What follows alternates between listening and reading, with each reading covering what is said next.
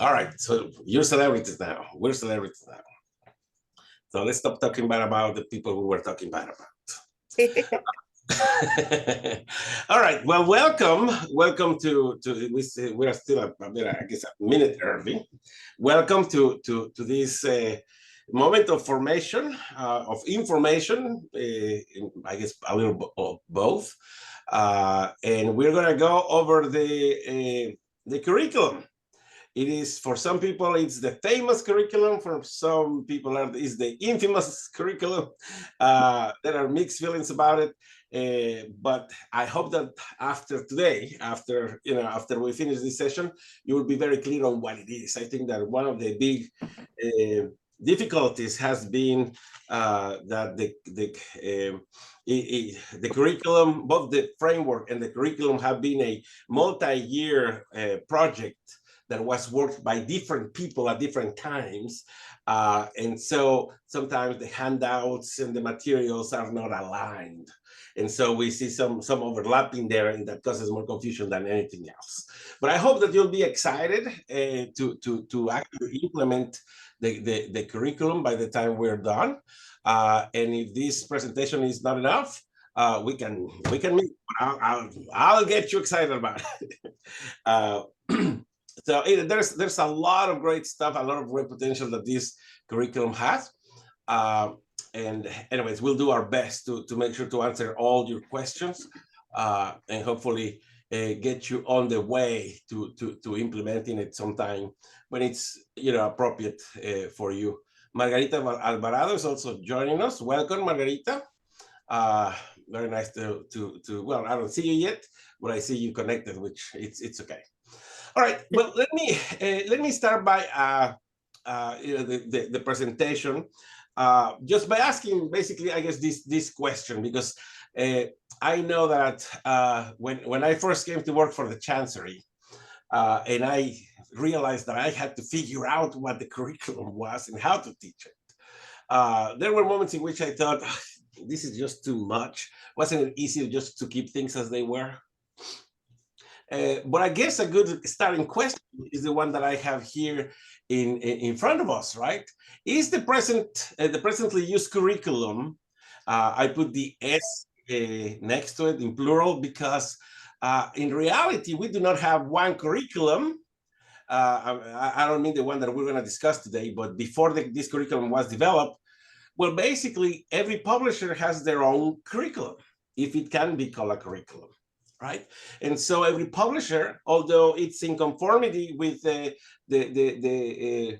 what the Catholic bishops want from a textbook, that being said, well, there's different forms, right? Different sequences and different topics and different themes in different order, for sure. So, but the question is that working for every parish to get their own, publisher, and know that we're going to get away from publishers, but just simply follow whatever curriculum every textbook, every publisher decided to use to create their book. So now, how do we judge whether it's working or not? Something important is that we have to go to the documents. Church, we're Catholic, so everything comes from documents, right?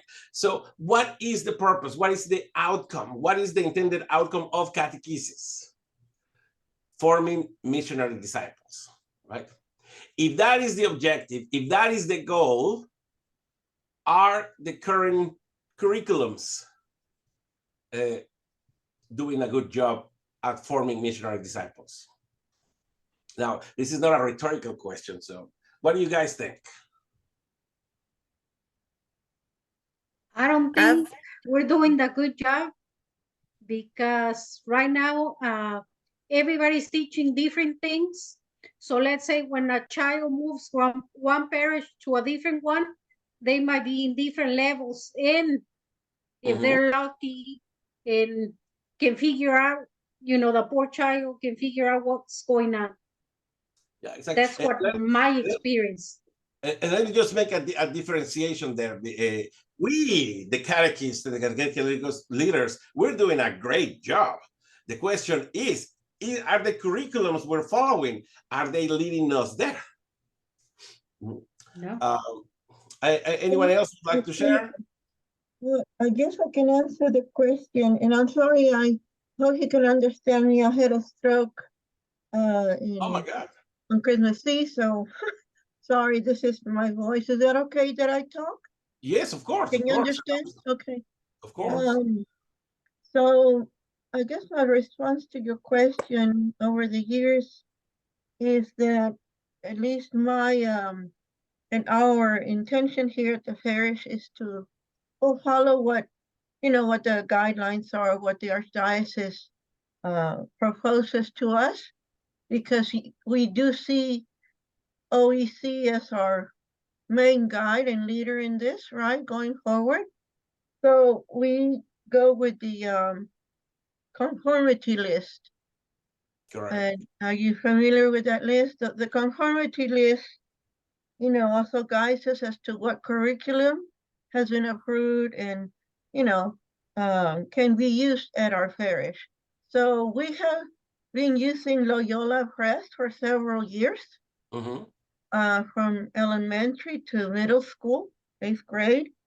And then in high school grades, we use the Catholic Handbook by St. Mary's Press. So it's this year and last year we have been doing the actual curriculum as is from Loyola, right? The curriculum, as what we're talking now today, the framework, we had implemented it in years past, but that was like before the pandemic. And then during the pandemic, it's like, I don't know what happened. Catechists seem to be very scarce. And then when they did come and, they volunteered, they preferred to use the book. So I think it's more of a feeling in the comfort zone, they feel comfortable because they can follow those lesson plans that are already established by Loyola. And they work well. And I can say that the catechists do follow, they use their lesson plans well. They follow all the resources that are there. There's some digital resources as well, the handouts, activities, plus other things that we add from our parish. Okay, so it's a way to complement what each lesson has, right? So exactly. And that's what the catechetical framework does. It's a complement of what is already in that structure. And the editor, the publisher, Loyola, they already had those. I believe the word is correlated. Yes. Correlated. So we feel comfortable even going forward to, again, implement that program. It's just a matter of helping all the catechists feel okay with it again. Okay. And English and in Spanish, both programs, English and Spanish. Yeah. First of all, Connie, let me say how, well, first of surprised that you were sick. I did not know that. But I'm glad that you're here, because that means that you are getting well. I'm getting better, yes, thank you. It's just I was like with facial paralysis and my speech impairment. Well, we will keep you in prayer, and thank you for doing the effort of talking. I know. Thank you. So I wish I could smile. I am smiling, but you can't see it. I cannot move my face. We can feel it. Okay. All right. So, going back to the question now, this is how we and this is something we need to understand. Forming the intended outcome of catechesis is forming missionary disciples. Now, it doesn't seem like the current model we have been using, in which every parish, and sometimes each catechist chooses, because, I mean, unfortunately, there's a fair number of catechists. Some of them, because of they are, or more, they have had much more experience teaching catechism. Perhaps they started teaching when, there was a lot more memorization, or they feel like they Something that I encountered a lot was catechists who just wanted the kids to pray the rosary. And sometimes, you know, we have not kind of really implemented everything perfectly. But I just want to underline the term here, forming missionary disciples, right? Because that is the question that got everything going. And it is the intended outcome, the objective for which the framework and the curriculum both were created. Now, the impression, I guess, of the cardinal at the time, it was that the current model, although, like I said, right, the curriculums are well developed, catechists work very hard, but somehow those two were not meeting in the place where they would give a clear idea of success in forming missionary disciples. That is, producing or forming, you know, that are forming our kids to be able to, first of all, disciples know that they are learners, know that they are followers of Jesus. They were trying to imitate Jesus, and then also missionary. Doesn't mean that we expect them to, you know, pick up their Bible and Saturday mornings go knock on doors. But what missionary disciples means that they are moved by compassion, they are moved by work, but they are able to share what they have learned. And that's gonna be a key thing, a key idea for the curriculum. And that is what you know. I don't know if this has ever happened to you, but sometimes the parents, when the kid comes out of the CCE classroom, and they ask them, well, "What do you learn?" And what happens is the shoulders go up, right? So keep this in mind, because this is going to give us, it's going to become clear. This is what some of the priorities, this is what the cardinal is hoping, and we all, of course, we're hoping that we will get out of this curriculum when we start to, all of us, to implement it and get really good at it, okay? So now, what am I getting this idea that missionary disciples, that's the objective of catechesis? Well, it wasn't me. All of these are some of the documents for catechesis. Anything from you know, the Vatican documents, particularly Paul VI Evangelii Nuntiandi, John Paul II's Catechesi Tradendae. Those are the more relevant you know, documents. But as you know, or you may not know, right, but all the documents of all the councils and all the encyclicals, for us, they all get summarized or put together in what we call the General Directory for Catechesis. Okay, and that is a document that is for the United States. And it's done by, it's supervised, and it's written by the Catholic bishops. And now, so that's why this particular document is important to us, the General Directory for Catechesis. There's a new version that came out during the pandemic, so you know, not a whole lot changed, but this is the important document. Okay. Now, what can we get particularly out of this General Directory for Catechesis that will help us understand both the framework and the curriculum? Well, for the National Directory of Catechesis, which is a summary of all documents on catechesis, tells us that there are six tasks, I guess, objectives, things that a well-rounded catechesis must accomplish or must address. And these are the tasks are here. Fun fact: the new version of the National Directory for Catechesis combined two of these tasks. So now there's only 5. But I'm going to go with the version, the 6 tasks version, just because that's how the framework and the curriculum were formed. Okay. But if you take a look here to the 6 tasks, what is it that we are supposed to be doing in the classroom? For sure, knowledge of the faith, right? But if you were to ask a lot of catechists, you know, what is your job as a catechist? Usually what we get is this: knowledge of the faith, right?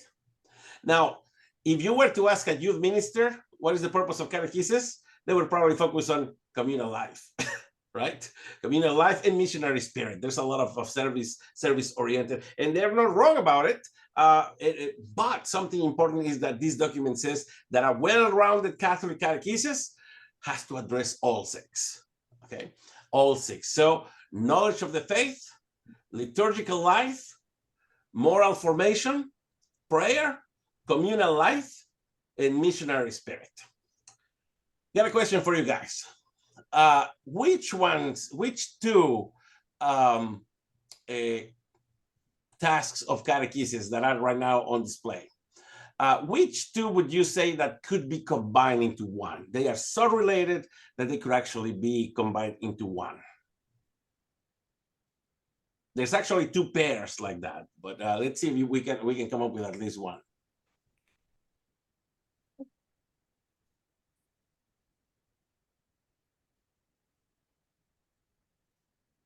So there's two of these tasks that the subjects are so related that they actually could be combined into one. Knowledge of faith and prayer. Let's think a little more about that one. No, that's not it. Communal life and missionary spirit. All right. That is one of the two pairs that can be combined. And this is actually very relevant because in the framework and the curriculum, instead of having two, we have one.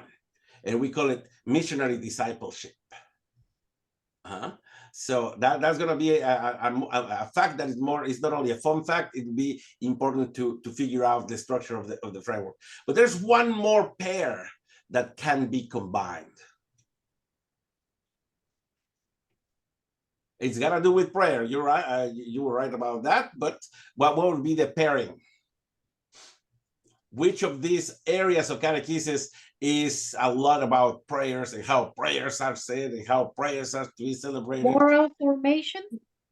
Liturgical life and prayer.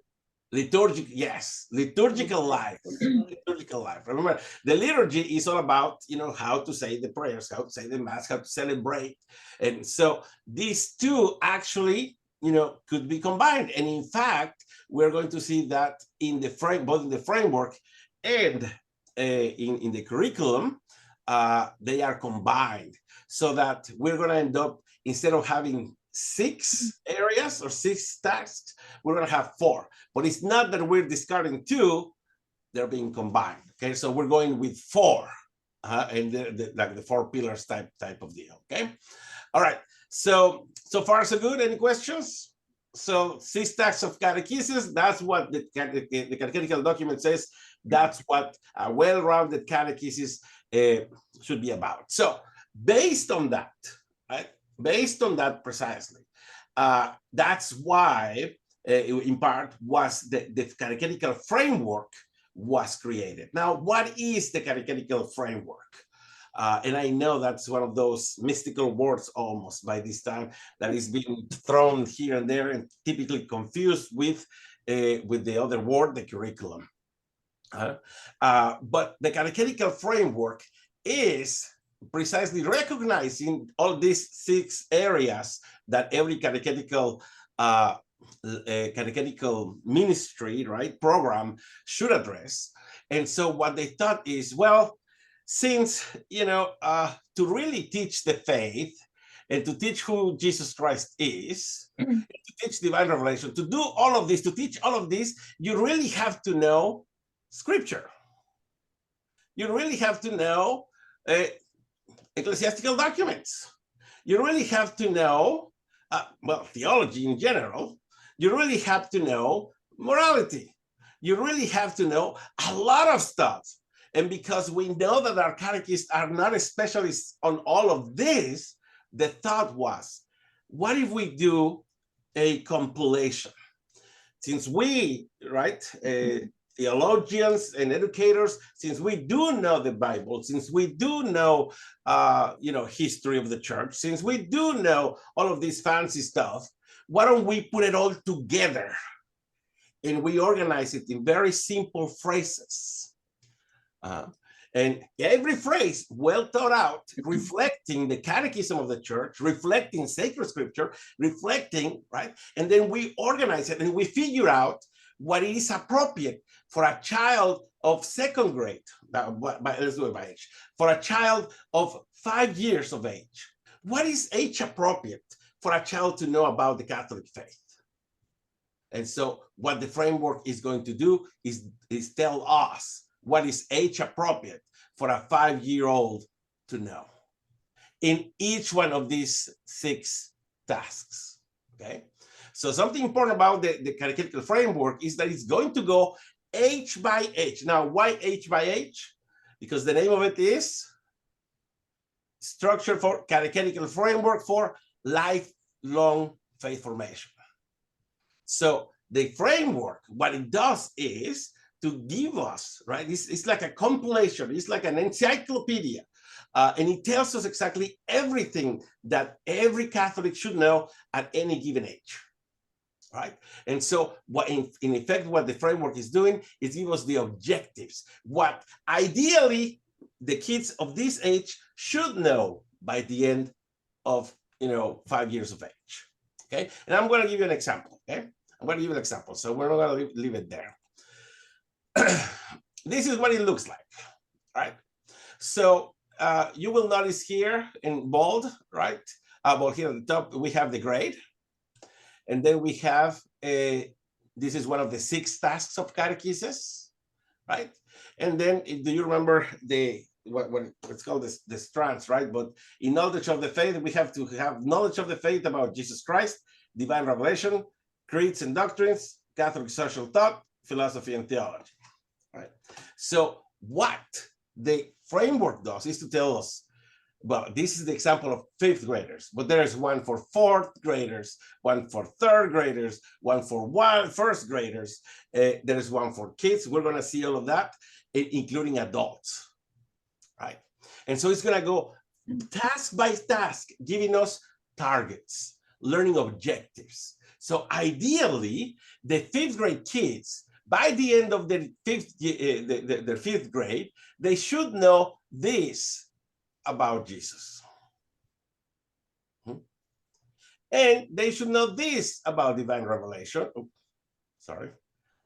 Oh, my mouse was moving. Okay. And they should know this about divine revelation. Now, notice that these are very concise sentences, propositions, and they are doctrinally proved, right? Because they reflect the Bible, everything. So quick question. Since this is what the kids are supposed to know, ideally, at the end of their 5th grade, well, could we just take this document and just go point by point and explain it and then make them repeat it a little? Maybe if we do that the whole year, maybe, they will know it. Wouldn't that be easier? Well, that's what prompts the question. Are we talking about memorization and repetition? Is that what the intention is? That the child learn all these concepts of the church? Yeah, and the answer to that is no. And it's not me. Remember what was the original, the intended outcome of catechesis? Missionary discipleship, right? Right. So, and that's why this document, as it is not appropriate to just go teach. Plus, right? I mean, do you see anything here that might be attractive to 5th graders? Anything that would engage their imagination? If we do what we're, supposing we could do with this document, would they be able to build a small community where they would care, for each other? Probably not, right?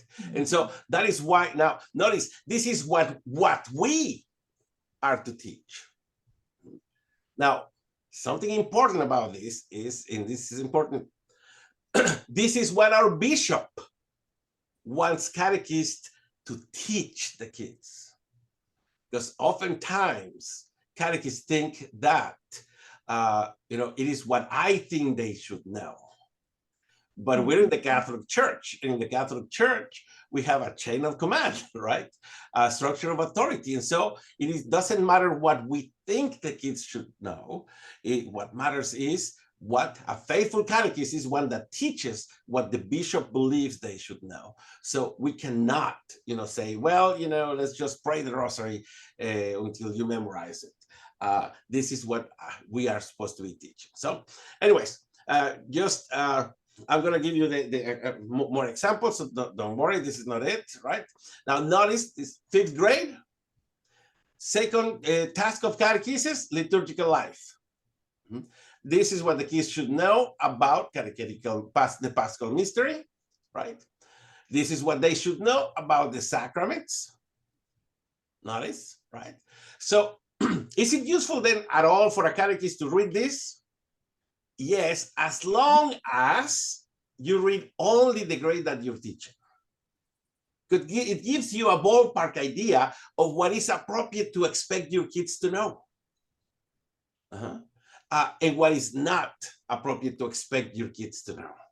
Sometimes, we adults have a little difficulty remembering what it was like to be 5 or to be 10, and we tend to think that, well, I like this video, so they have to like it, right?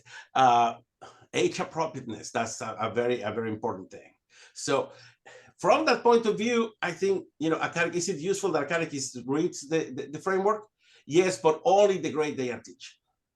And just to give you an idea of what the targets is and what is appropriate to expect your kids to know.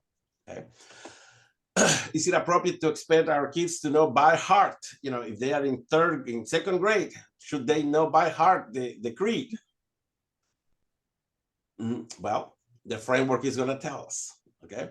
But the answer is not necessarily no, right? Now, that being said, if you have a solid program in which the parents and the kids are praying every day, when I was at St. Ambrose, which was the parish where I did my parish ministry for 18 years, we would tell the parents, it is the catechist here, they're not going to practice the prayers with your kids.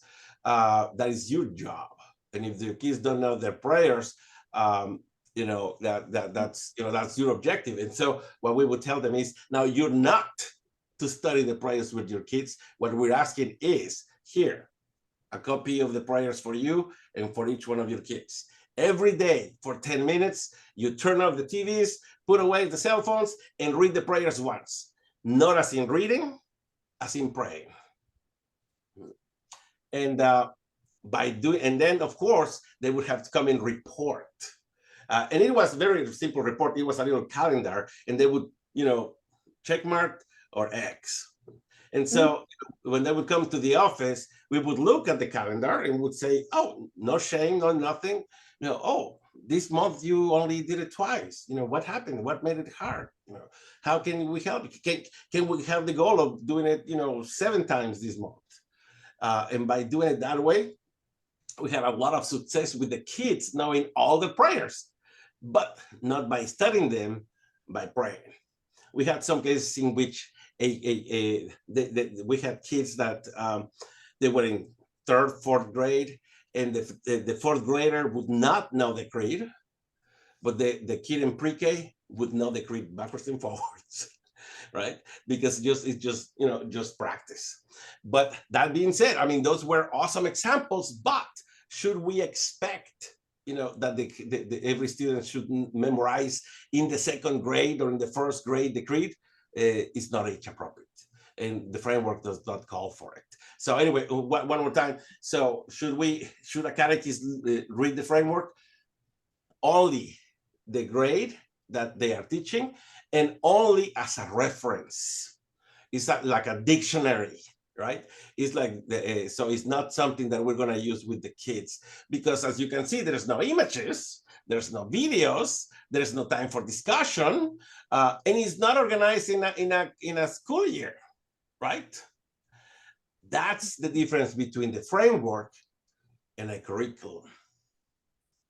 The framework is organized into a curriculum when it is in a school year format with units, with lessons, with resources, right? With tools. And so once it is done in a way in which, again, it can be done, during a school year, and you have well-organized units, lessons, objectives, that's a curriculum. Mm-hmm. Oh, telling my son to move away. Oh, okay. All right. Feel free to speak, by the way. At any point, if you have any questions, please feel free. All right. So here's the rest of the 5th grade. As you can see, as a textbook, it's horrible, right? And it is not on a school year format. It is. Excuse me. These are the learning targets, correct? Correct. These are the learning targets, right? Yes, exactly. These are the learning targets.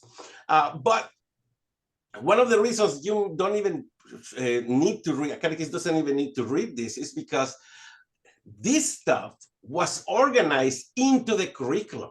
So by adopting the curriculum, you're implementing the framework, right? And of course, once again, the curriculum is already put in a school year, well, neatly organized with a whole methodology, with lessons, with sub-lessons and activities and all of that, okay? So any questions about that? Is that clear enough?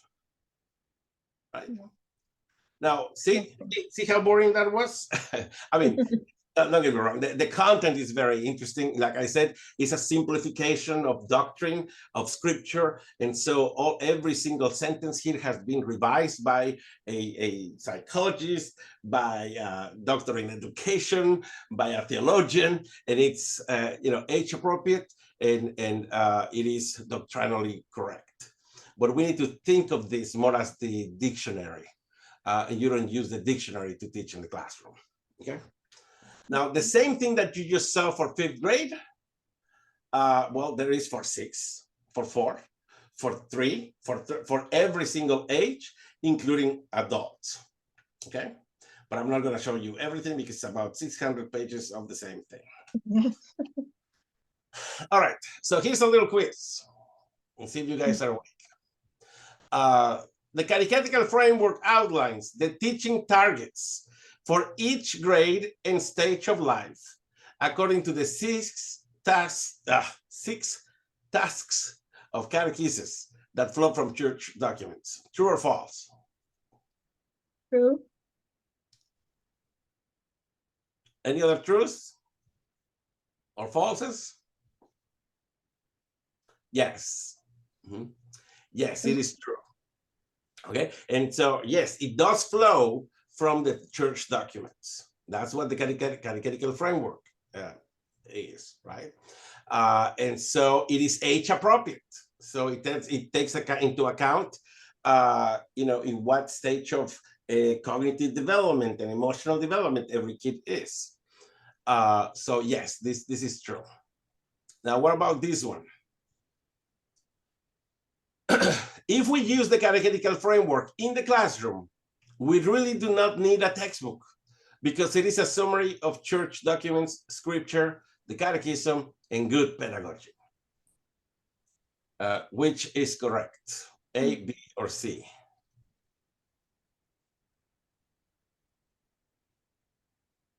Oh, I'm never mute. It's C. Mm-hmm. Anyone else?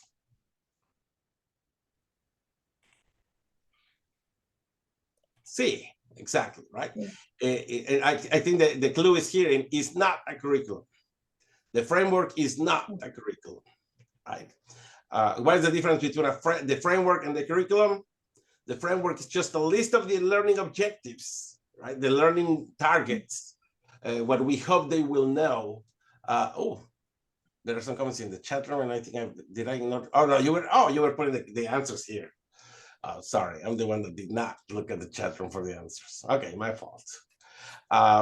So anyways, all the questions were correct and the answers were correct. So, okay, so that's important to understand that when we talk about the framework and the curriculum, there are two different things. They are related, but as long as we implement the curriculum, we're implementing the framework. Okay. All right. Now let's keep going. Remember that question that I asked you about which tasks of catechesis could be combined? Well, we see it right here, okay? And I want you to note the movement from 6 areas or units to 4, okay? And so task 1, knowledge of the faith by itself, but then we have a combination of task 2 and task 4 to have liturgical life and prayer. Moral formation is complex enough on its own, so we don't mix it with anything else. But then the last one, the other, to get 4 units, 4 groups, we combine communal life and missionary spirit. All right. So is that moving from 6 to 4 clear? Because it's going to matter a lot. Yeah. And this is why. So notice in this chart that we are the movement again from 6, 1, 2, 3, 4, 5, 6, right? But you notice that liturgical life and prayer are combined as well as communal life and missionary disciples, missionary spirit. They are combined. Now, here is one of the reasons, one of the areas where the informing about the curriculum has been, not awesome, because some of the names that they gave them, while they are awesome names and catchy names, but they can get very confusing. Notice here that each one, instead, we have the task of 6 tasks of catechesis that turn into 4, right? But notice that here they changed the name from task of catechesis to big idea. And that's where a lot of people get caught up, okay, get confused. But really what we say with, and I want you to notice something else, that in essence, the big idea 1 is really another name for unit 1 of the curriculum. Okay, it's nothing else. Okay, so, and I think that's where we're getting a little caught up and confused. But see, this is a task of catechesis, which we magically started calling big idea. But in reality, it's really nothing else but unit 1 of the curriculum. Now, notice that this is a frame. We're starting to talk about the curriculum, and now we're talking in terms of how is it organized in 1 school year. And even the textbooks, how are the textbooks organized? By units, right? But they have probably like 12 units or some other number of units, and some other will have 11 and some will have 9. And well, the curriculum, and remember, what is the objective? Why come up with all of this whole thing? Because we want to gear everyone, and we want that everyone works towards the same objective, forming missionary disciples. So we don't want kids that go, what do you learn? We want kids that are able to not only feel that the CCE classroom or religious education classroom is a small community, but are able to express, articulate what it means for them, right? I was telling someone this example. If one of our kids is friends with another classmate who perhaps is having suicidal thoughts, imagine, perhaps if we keep doing what we're doing, if the kid that we're talking about from our class is really, really good, maybe he'll be able to recite the creed to his or her friend that is having suicidal thoughts, right? You think that's going to be helpful? Maybe not, right? But if the same kid was able to say, hey, I don't know about all that, man, but I know that in my small community, when I go to church, I feel safe and I feel loved and people cheer me up and treat me with kindness. I'm not saying that that's going to dissuade the other person from that, but it may have a greater impact than, hey, I can say the whole creed backwards and forwards. And that's what we're aiming for. We're aiming for something that is a more practical and all. And not only that, but also the kids are already practicing and able to share what their faith has done for them. That's what a disciple does. So, and the idea is, what if we get all the catechists in all the parishes and everyone pointing in the same direction? Wouldn't that be awesome? If the whole archdiocese was able to do that, right? And so, in any case, so the whole purpose of doing all of this, the whole purpose of organizing the whole catechetical year in 4 units. Now, again, don't get fooled, right? They're nothing but units in the school year, but they are called big ideas. Big idea 1, big idea 2. In essence, is really unit 2. Big idea 3 is in essence unit 3. Big idea 4 is in essence unit 4. And those are the four units, right? Now, again, we have the fancy, cute name, which is big idea. And there's a reason for it. It's not only that it's fancy and cute, but notice that what we're aiming for is that at the end of the first unit, if nothing else, your students should be able to answer this question. Who is Jesus Christ? Once again, hopefully by the end of these lessons, rather than just going with the shoulders, they will actually have their own answer. It's not even about the right answer. It's an answer, their own answer, because there is, you will notice that these questions are not formulated in such a way that it can be answered with yes or no. And they're not formulated in such a way that there is a right or wrong. So it can be answered in different ways. And that's what we're hoping for. That, with that big focus, with that focus on these questions, that we will be able to, in effect, form missionary disciples that will be able to give an account of their faith. We don't mean missionary disciples in, get Saturdays, get your Bible and go knock on doors. No, someone that is able to say, hey, this is what my faith has done for me. This is what my community does for me, right? And in sharing that, we believe, that's how the missionary spirit of the church will be in full display. Okay, so far so good. You get this concept of how we get from 6 to 4. Now, the cuteness of the big idea situation got even more confusing by the next part. That is, you will see that every unit is comprised of essential questions, right? And so between big ideas and essential questions, and then you have that posted in different papers, can get confusing, right? Especially, but just, this bottom part of the chart, this is our best friend, because we don't have to remember all of that. And, a unit is made up of lessons.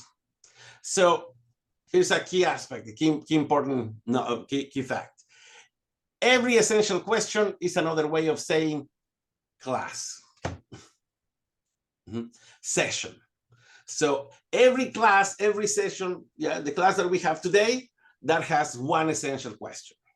And it's something similar, right? Just like the big idea is a question, for every single class, what we're gonna go in is with the concept of, what is the one question that we want our kids to be able to answer by the end of the class? And that is the essential question. So every class, one essential question. So let me just ask you, just knowing that, how many sessions are there in Unit 1? Since I told you every essential question is one class, well, we see 2 classes, right? except, there's an extra class because of a unit evaluation. And because this usually happens, right, the school year usually starts in September, mid-September. And so by the end of Unit 1, we're getting close to the end of October. So we may have to do a lesson. EQ, what do you think EQ stands for? Essential question. Essential question, yeah. But I didn't have a space to make it. So, every time there's an essential question, how many classes is that? One. So as of right now, as it stands here, how many classes do you need to have to complete Unit 1 of the curriculum? 5. 4. 5. Well, I mean, we have a unit evaluation, right? Now, that's something important. We would count that as one class, an extra class. And again, it's not an exam, it's an evaluation, right? Which can be a review, which can be some kind of project, which can be a night of games, right? In which, you are doing, I don't know, you can do a Jeopardy name or some other thing, but everything geared towards answering the big idea or the unit name, who is Jesus Christ? Which corresponds to knowledge of the faith, the first catechesis. Okay, the same thing goes for big idea 2. Now this one is combined liturgical life and prayer. Now, what is the big old question that we want our kids to answer by the end of Unit 2? How do we get to know and love Jesus Christ? Is very, very evangelical question. There is not, tell me the creed twice, right?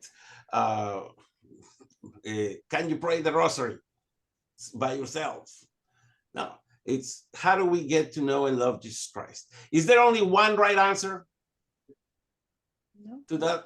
No, right? I mean, there are some really, really wrong answers perhaps, but and part of our job is to make sure that their kids don't answer that, right? But you see, by having that big guiding star, that's what everything we do during that unit, it has to be geared towards the kids being able to answer that question. Okay, so here in unit 2, how many sessions, how many classes are there to complete Unit 2? Now there's a little something different. Or but you're breaking in. Sorry. Or yes, there's 2 big essential questions, right? But each one is broken into 2 parts. In 2 parts. 2 parts. Okay. Now the question: how are you going to come up with these lesson plans for each one of these classes? Do you have to put it together?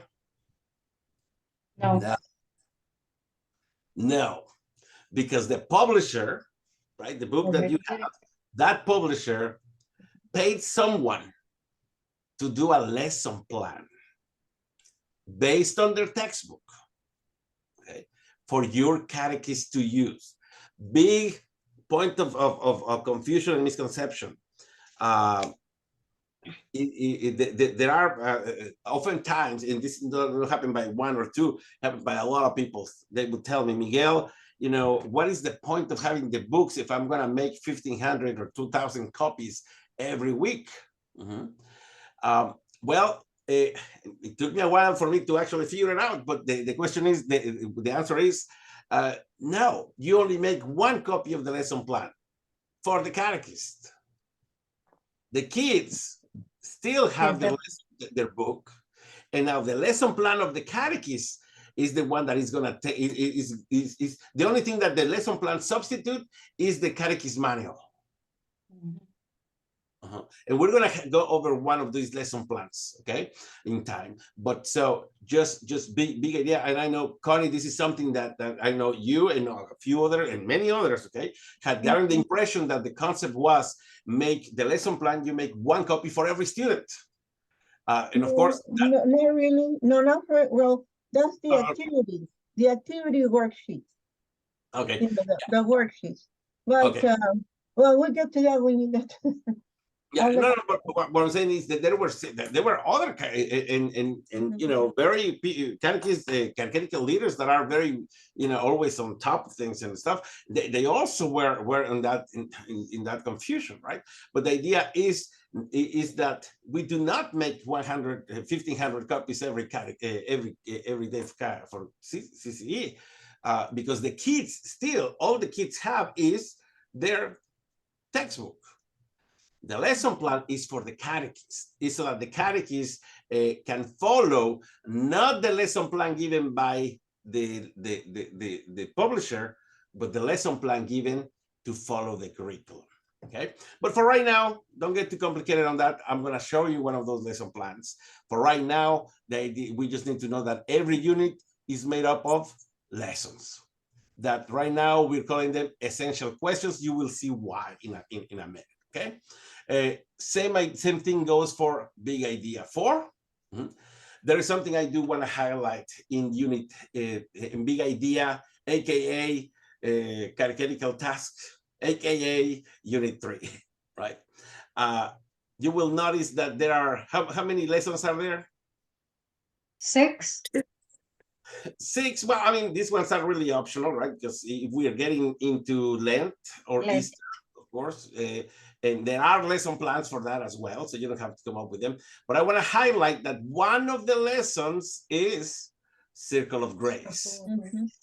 Now, for teenagers, I think it's called, what is it called?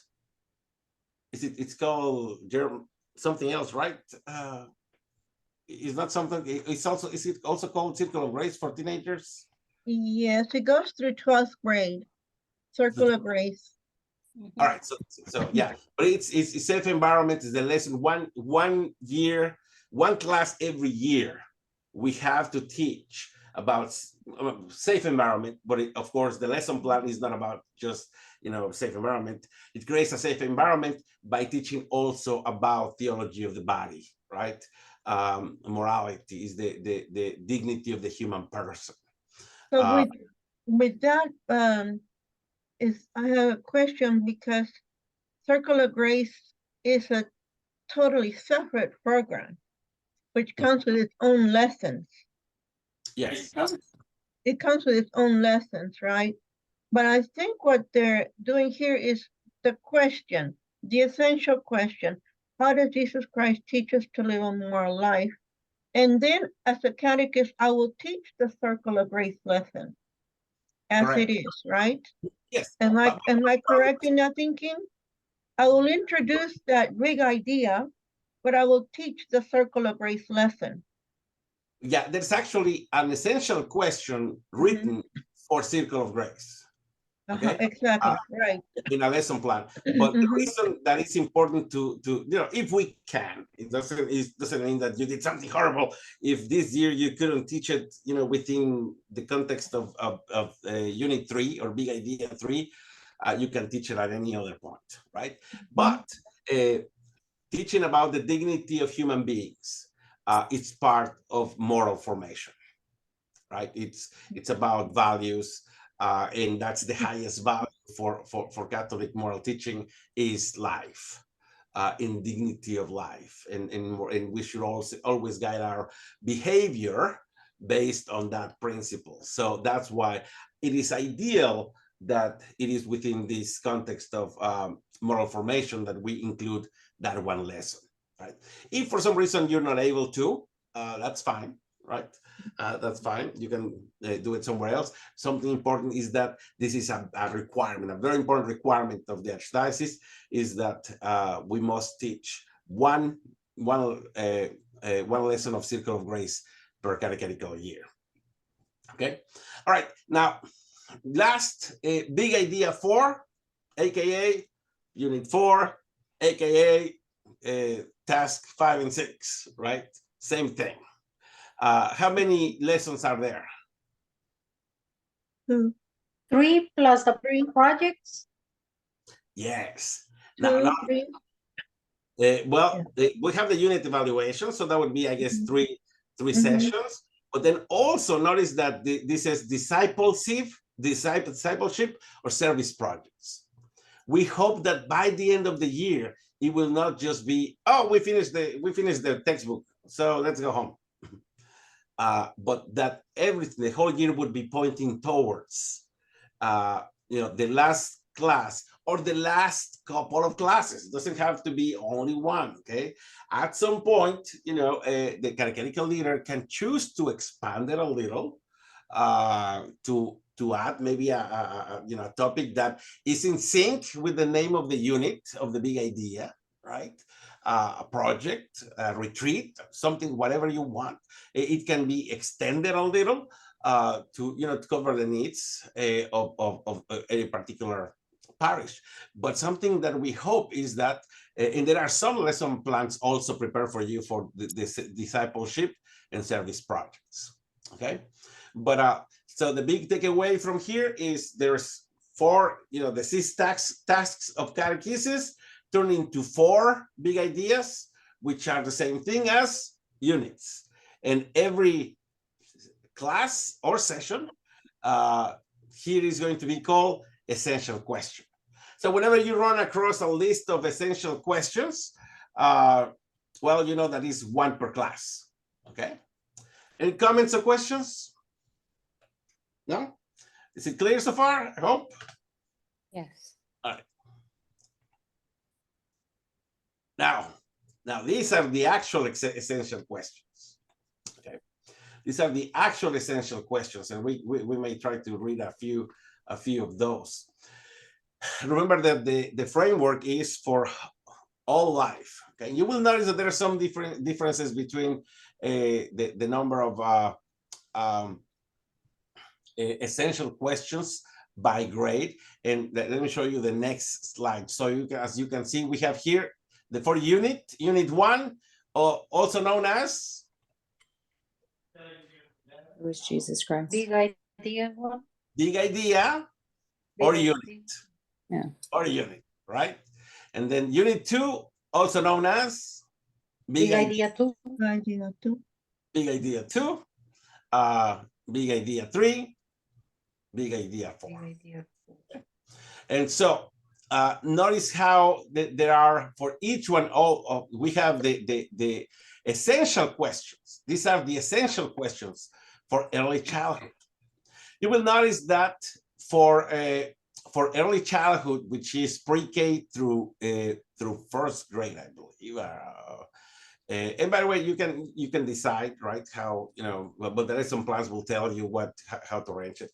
But you will notice that there are more questions for early childhood than for childhood, but that has to do with the age appropriateness. You will notice that in fact, these are sort of the same questions, but they are growing. They are going a little bit deeper and being a little more complex, right? But you notice that we have essential questions, unit 1, 2, 3, and 4 for early childhood. For childhood, which would be 2nd grade to 5th grade or 6th grade, perhaps. Let me show you the next slide. Younger adolescents and older adolescents. Now, with older adolescents, it's gonna be a little more complicated because there's 2 cycles, which means it's basically done over 2 years, if at all possible, right? 1 year you would do cycle A, the following year you would do cycle B, so they complement each other. So it's a little more complex with them, but you will notice that it's also, in the same format. And here's the kicker, also for adults. So can you imagine if we're able to have all the kids and their parents at the same time in class, and they are all talking about basically the same essential questions, except, at a different level, going a little deeper. If nothing else, the chances for a conversation after class might go from, what did you learn? I don't know, to, hey, I know what you were talking about, right? So anyways, now let me go back just so that we can read a couple of these essential questions, okay? And let's focus on this one, the ones for childhood. And so for Unit 1, there's an essential question. What do you know about the life of Jesus Christ on earth? Mm-hmm. So is there one right way to answer this question? No, because I might know some things, my friend knows some other things, right? But something you might notice is that, oh, if I only have one session, well, I might not have enough time to actually, you know, study or do as much as I would like to. Perhaps this is where, you know, a youth minister or a catechist or a catechetical leader might decide, okay, you know what, let's extend this one a little bit more and let's add in the middle of that one, perhaps if we don't have a lesson plan to extend it, perhaps we can do some kind of game in which, you know, we have kids competing to list, to say things about, you know, how many things about the life of Jesus do you know? You know, so it could be expanded a little if you know, if and when the catechetical leader is comfortable adding to it.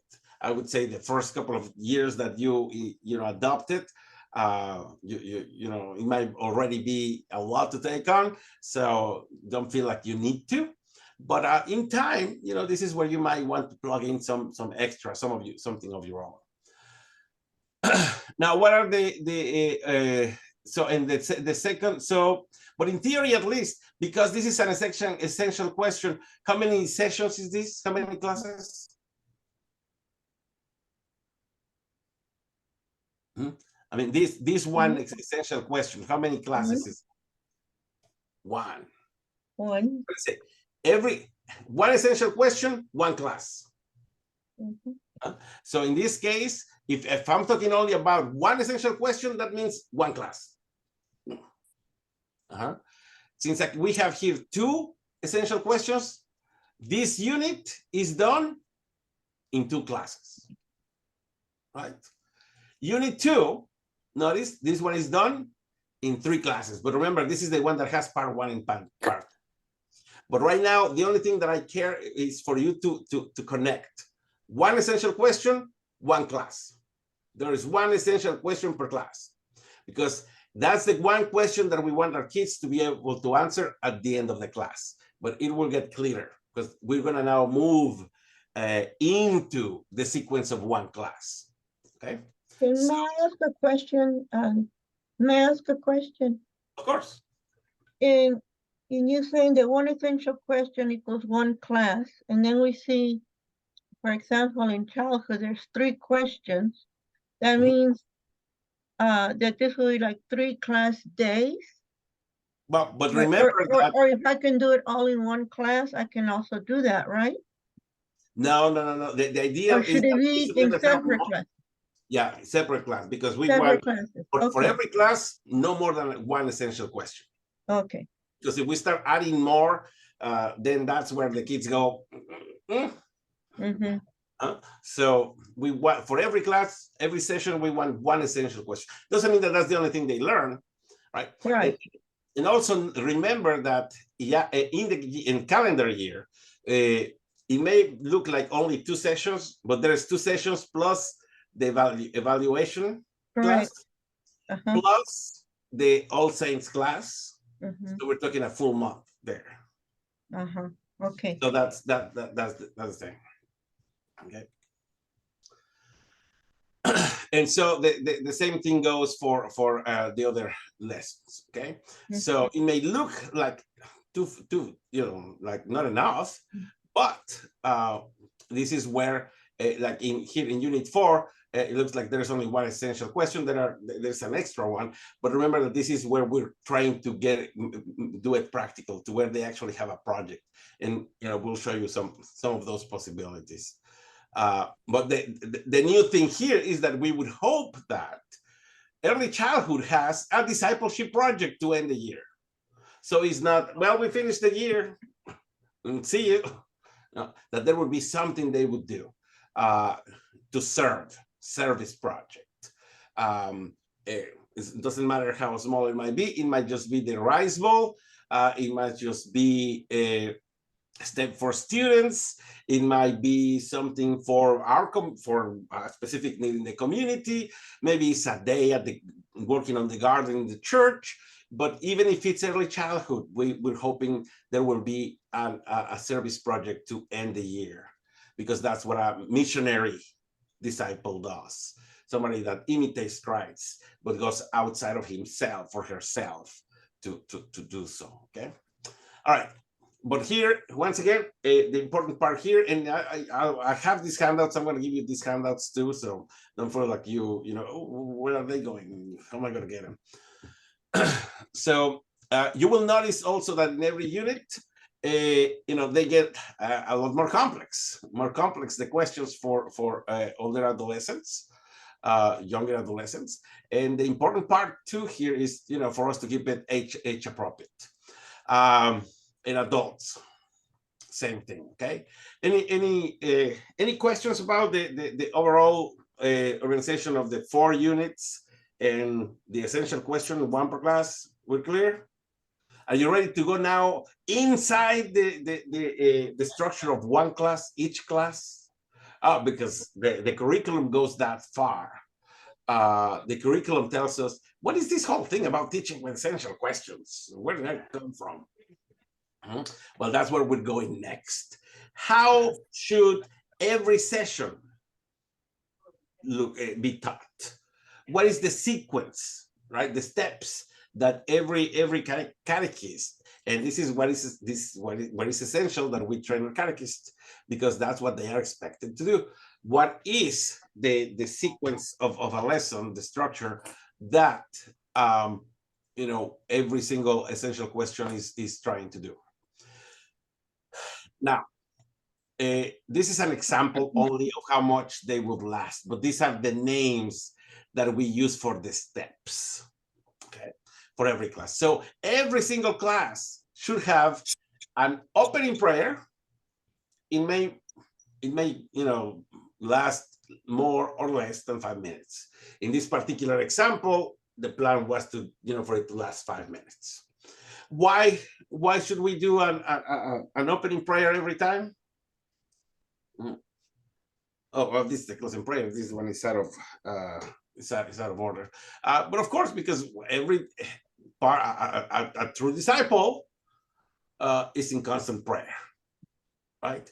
And so, regardless of whether or not they leave that at home, what we want is the kids, and notice the name that we gave this lesson sequence: disciple forming lesson sequence.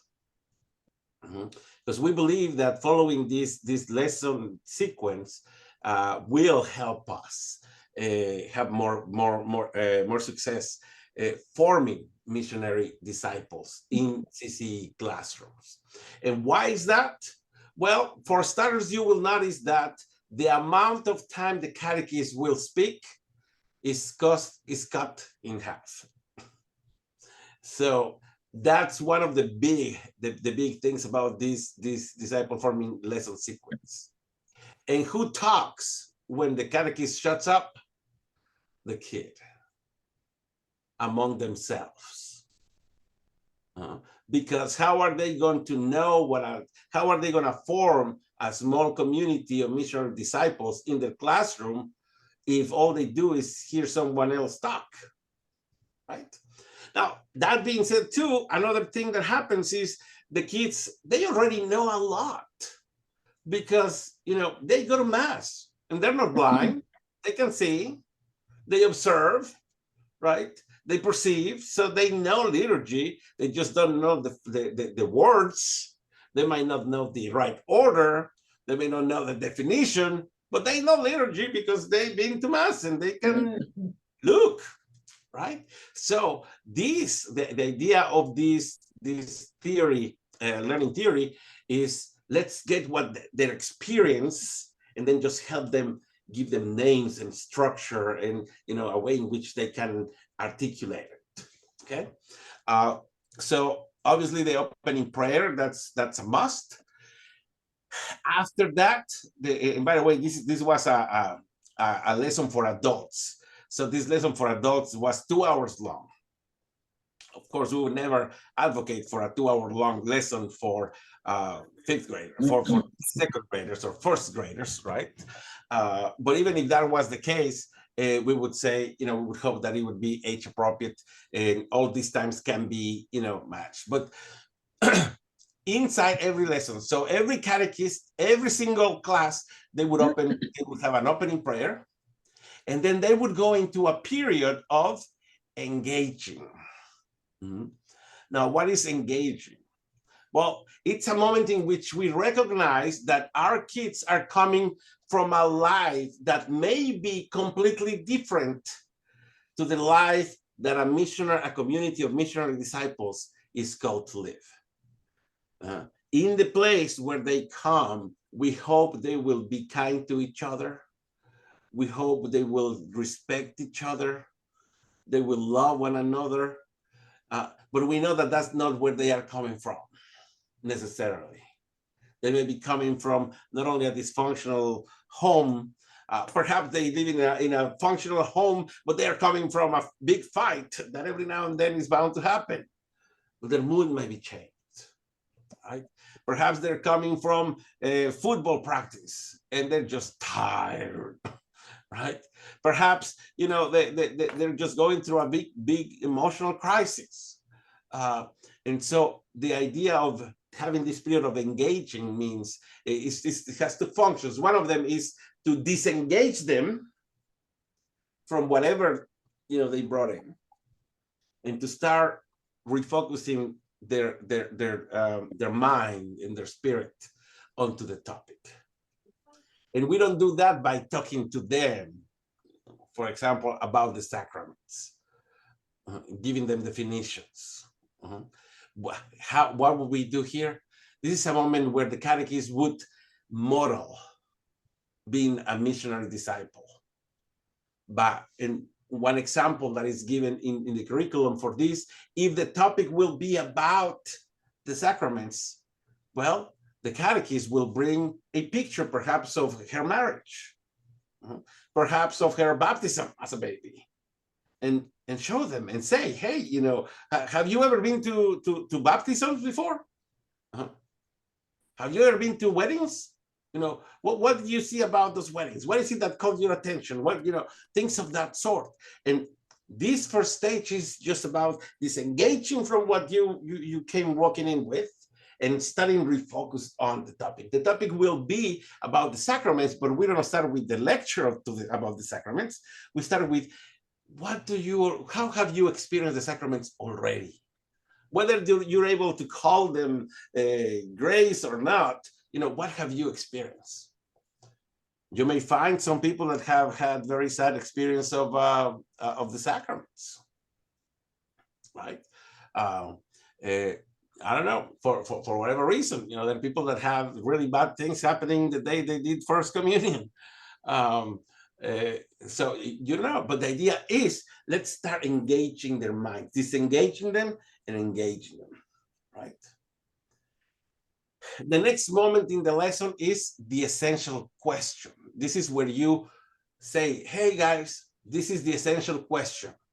Let me go with this. Right, this one is out of order, but it's meant to be the opening prayer. Oh, there it is. I'm sorry, there is that one thing out of order. Okay, and so yeah, that's fine. So the engage is we allow the learners to start focusing on the subject, but without talking to them about it. Another important part is going to be that in every part of the lesson, we're hoping the kids will be finding pieces of the puzzle, right? That later on, little by little, we hope they are going to put it together, rather than me telling them exactly what they need to learn and memorize. We will have them, have moments of conversation that might give them pieces to the puzzle. And yes, there is a piece where a moment in the lesson where the catechist talks that hopefully will help, put a name to their experiences and what they already know. Okay, but so engage is about that. Then we have, this is an example of the essential question. Now this was a lesson for catechists, But what we would do is, hey guys, this is the essential question for today. By the way, something that we hope you probably have seen that, maybe at some point you heard about the posters. Where are the posters for the curriculum? Well, there's two. There's typically 4 posters that correspond to what? To the Each unit. Oh, yeah. big ideas, right? Or units, right? But there can be secondary questions, secondary smaller posters in the classroom. Somebody can post this question, in different places, in a smaller, to where the kids can read it, because, just like if you've seen the Mission Impossible movies with Tom Cruise, right? That he's in a very unlikely place on top of a mountain, and then a little drone comes and he opens a little message, and what does the message says? Your mission, if you decide to accept it, is to very concretely be able to do this by the end of the lesson. This message will self-destruct in 5 seconds, right? Explode. But anyways, without the explosion, so there doesn't, there doesn't need to be an explosion for the essential question, but that's the idea, right? It's like your mission, right? At the end of the class is to be able to answer this question. And you would tell them, this is not a right or wrong answer. There's different ways that can be answered. So don't feel self-conscious about articulating it your own way.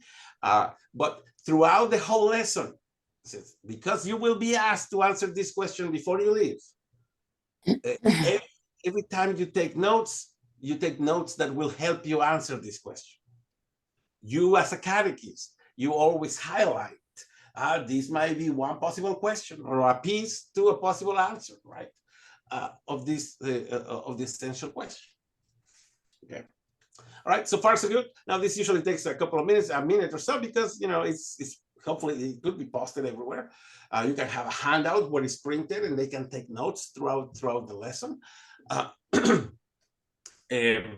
yes, but that is the essential question, and that's why there can be only one essential question per class, because again, if you start having 2 or 3. Well, then that's where confusion might happen, right? We want to be laser focused on how are we going to assess whether they learn or not during that class? Because before they leave, they have to answer this question, either orally or on a little card, and they turn it in. This is what teachers call this the exit ticket. They cannot leave until they answer this one question. And so the catechist can read them, and by reading the answers, whether they learn or they did not learn, right? All right. Now, after you announce this, now, by the way, this is not a set in stone order. Sometimes you can pair them, move them, but explore. It's a diagnostic pre-assessment. What do they already know? Now, this might be just a little, Jeopardy type of thing, questions and answers. But the idea here is that the catechist needs to hear what the kids already know, so that the catechist doesn't spend the next hour or the next 30 minutes repeating stuff that they already know. Right? That's one of the big failures that we have had, that by not checking what they already know, we sometimes end up spending too much time just simply repeating stuff they know, and that is not necessarily, have you ever been in a class where they're saying everything you already know? Hopefully this class is not an example of that, but hopefully they explore, it's, taking the time to figure out what is it that they already know. Okay. Then, in this case, it's 60 minutes, right? Because it was for adults, and it's 2 hours.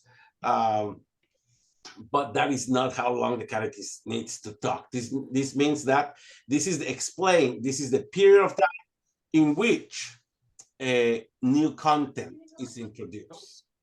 Now, it doesn't mean that the lesson is only starting here. It already started, because the engage and the explore already had them talking about the subject. So it's not like the lesson is only starting here and the rest was just warm up. No. We're already halfway into the lesson. And here, the lesson might be to introduce new content. Perhaps it may be to clarify some of the stuff that they thought they knew, but maybe it's mistaken or is inaccurate. And this is where we introduce, new concepts. Now, how long do you think is a good way of thinking in how long it is that you can talk to a particular group of kids? How do you know what is too long or not long enough? Any rule of thumbs that you may be aware of? Here is one, a rule of thumb. 1 minute times the age of your learners.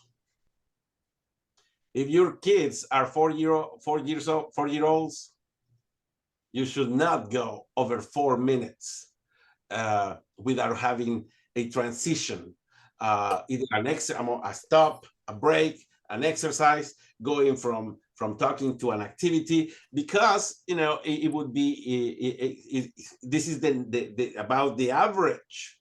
A rule of thumb, right? It's not perfect. Some might be able to hold attention for longer, for less, but the point is, a good rule of thumb is don't go over that. So just because I had 60 minutes doesn't mean that I'm going to speak 60 minutes through. And of course, we hopefully will have the kids do some of the work too. Okay, so if you're teaching 10-year-olds, well, every 10 minutes. Right? Every 10 minutes. What happens if we start pushing it? Well, that's when they start misbehaving. Why are you distracted?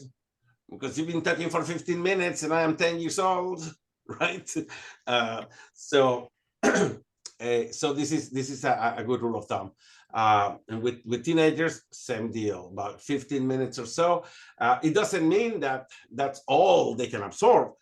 What I'm saying is there needs to be some kind of break in between, some change of pace, of focus. But that's part of the lesson, okay?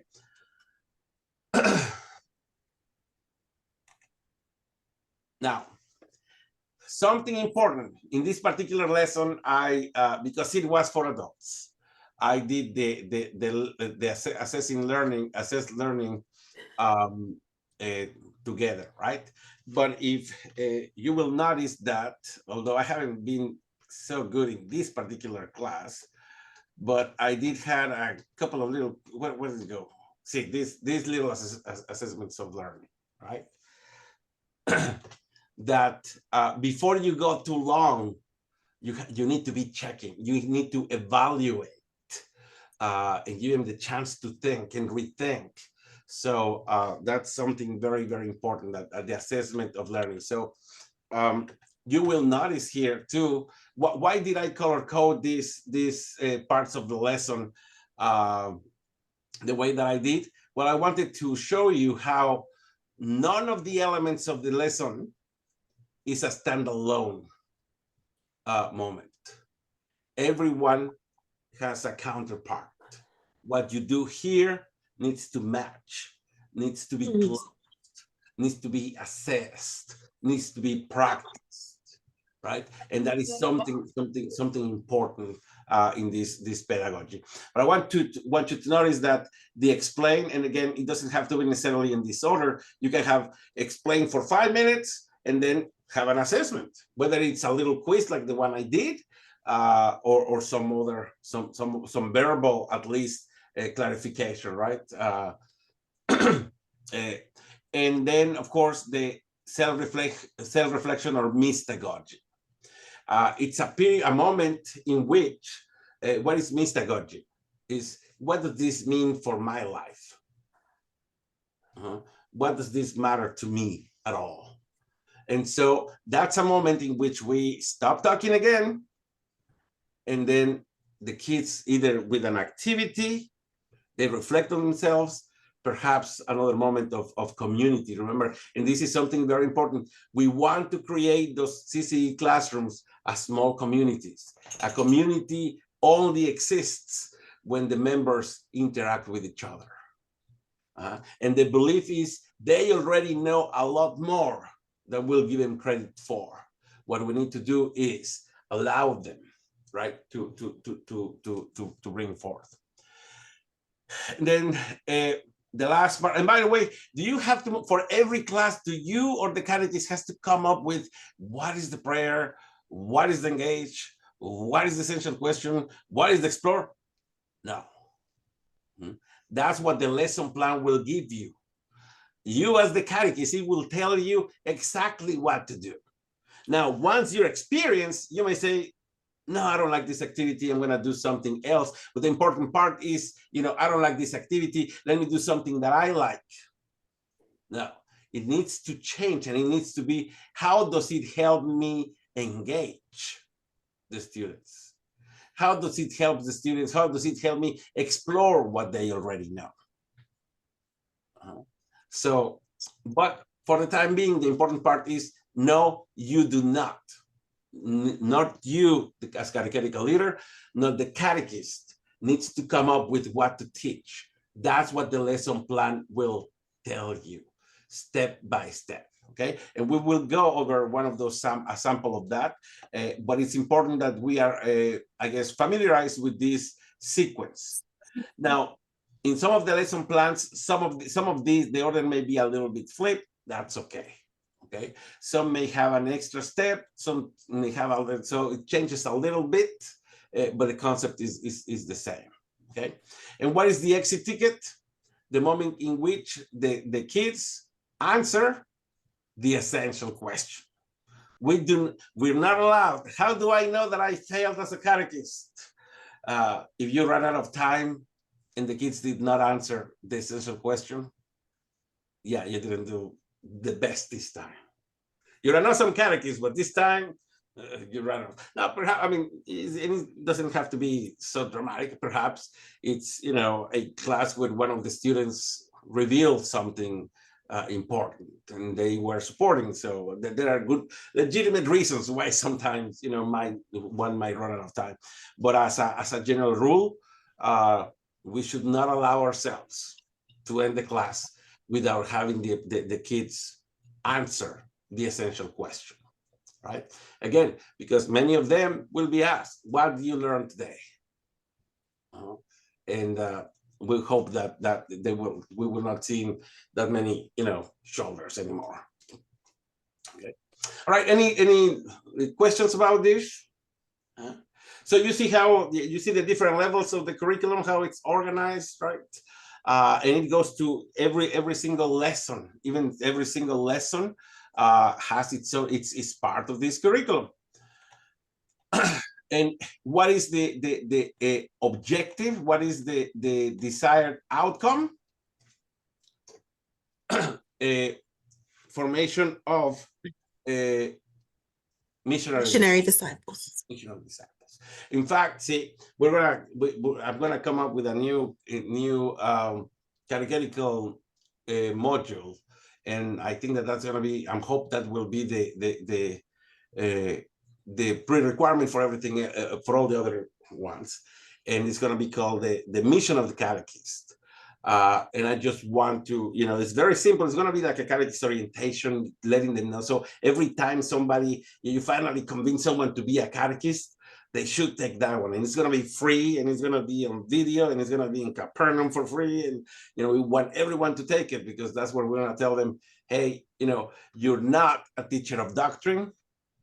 Your call, your mission as a catechist is to create an environment where missionary disciples are formed. And we hope that that's what the catechist will do. Make sure that the environment forms the missionary disciples. So in that mindset, the catechist is more of a coach than the teacher, right? Anyways, okay, so every single lesson will have these moments. So are you ready to go look now at a lesson plan? Because as a catechetical leader, right? Well, as long as I don't have to write all of this, I might be able to work with it. Well, here, these are the publishers for which we have lesson plans. Okay, Loyola Press, our Sunday visitors, Flam, whatever. That's a weird. I don't never know. Never been there. By the way, next week on Wednesday we have a PCL Day of Growth, or it's going to be sponsored by Flam, and there's a person that comes to talk about family catechesis. In case you're not quite sure what that is, what that refers to, there are different models of catechesis, and family catechesis is a different one. Now, how, in what sense is it a different module? Well, I'll put it this way. I went to visit the parish Christ the Good Shepherd in spring, and they told me, oh, Miguel, we don't have any catechists. We don't have catechists anymore. And I go, oh yeah, how? Why? How does that work? Because we are doing family catechesis, and in this model, the parents are the catechists, right? So these are the family catechesis is a model in which is not, they might have some element of going to a classroom, but oftentimes it's about families coming together, or a family coming together, sometimes having groups of families in which, similar to what they do for homeschooling, they would have 3-4 families that gather, and then they start catechizing the kids together, something like that. So Miguel, if you, I have a question. Do any of these publishers have a textbook for like Christian initiation for children that has the curriculum? The right person for that is Matt. Okay. The answer is not exactly as a textbook, and I am not exactly sure why, but the expert on that area is Matt. Okay, thank you. So Matt will help you. Okay. I've heard that there is, and I've been to several meetings lately, and there is one of these publishers that, and I heard people saying, yes, I'm using it as a textbook. But I would like to, I will find out and send you an email or something. I want to check with Matt tomorrow. Okay. Okay, thank you. All right. And by the way, next month, in this very class, we're going to do the catechumenate in the RCIA for catechetical leaders. So if you want to know about that, I certainly will have that answer for you in next. But I'll get it to you before that. Okay. All right. So there is one new publisher that is not here quite yet, but we have the lesson plans. They're just polishing them, which is Christ. What is it called, Monica? Christ Our Light? Bread of Life. Bread of Life? Yes. Is that the one you're using with Yes. Yes. Bread of Life? No, it's not Light, Christ Our Light or something. No, Bread of Life. Bread of Life. From Ascension. No. I'm talking about the one for that Rita, the textbook, the one that we discussed in Christ the Redeemer. That one is Christ, because you went to Christ the Redeemer, right? Yes. Bread of Life. Bread of Life. Okay. Yes. But anyways, the one that is Augustine Institute is that one, Augustine Institute. Yes. The Augustine Institute. They have the lesson plans already, but they're not published yet, but they exist, just so that you know, okay? So, and I'm going to show you how to find these lesson plans and all of that. So these are the publishers that we have. Now, oh, hold on, here is where we go. Hold on. I'm going to send you so that you can follow along. Well, you can keep it for later. A handout, okay? But instead, let's see, where is it?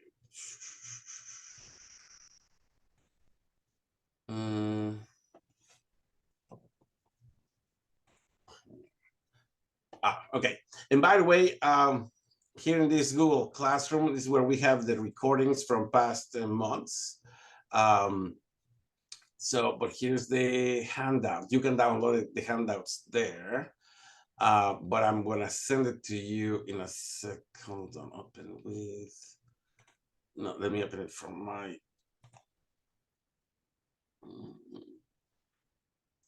It's coming, it's coming, it's coming. I believe I can send it to you through the chat room. And so, yes, okay, so let me go ahead and send it to you.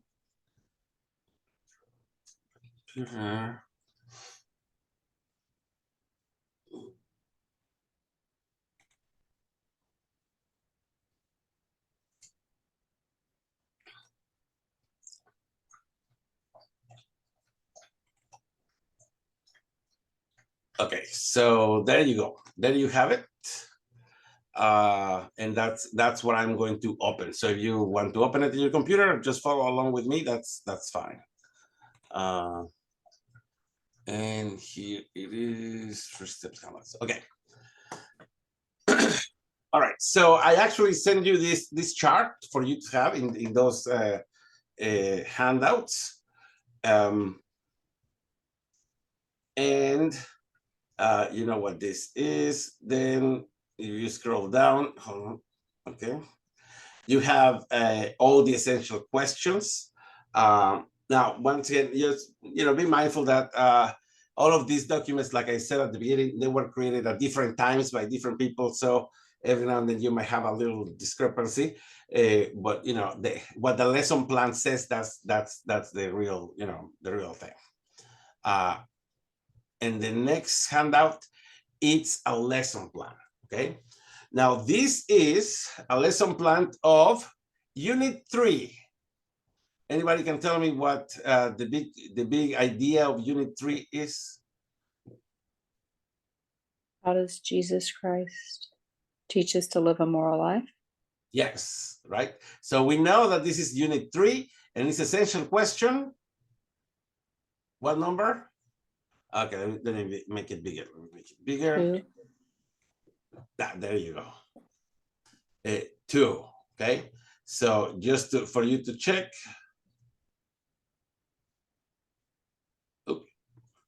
Unit 3, which is how does Jesus Christ teach us to live a moral life? So morality is essential question number 2. Okay. Now, this is an example taken, a lesson plan taken from Loyola Press. So anyone that has a Loyola Press textbook, you are entitled to these lesson plans for free. Okay. All you have to do is, if you don't know how to get them, if I don't do a good job tonight of giving you, telling you how to get them, but you may still need to get with Sister Maria Goretti in the office. She's the one that is the guardian of the passwords. Because these materials were developed by publishers, they have copyrights and all that stuff.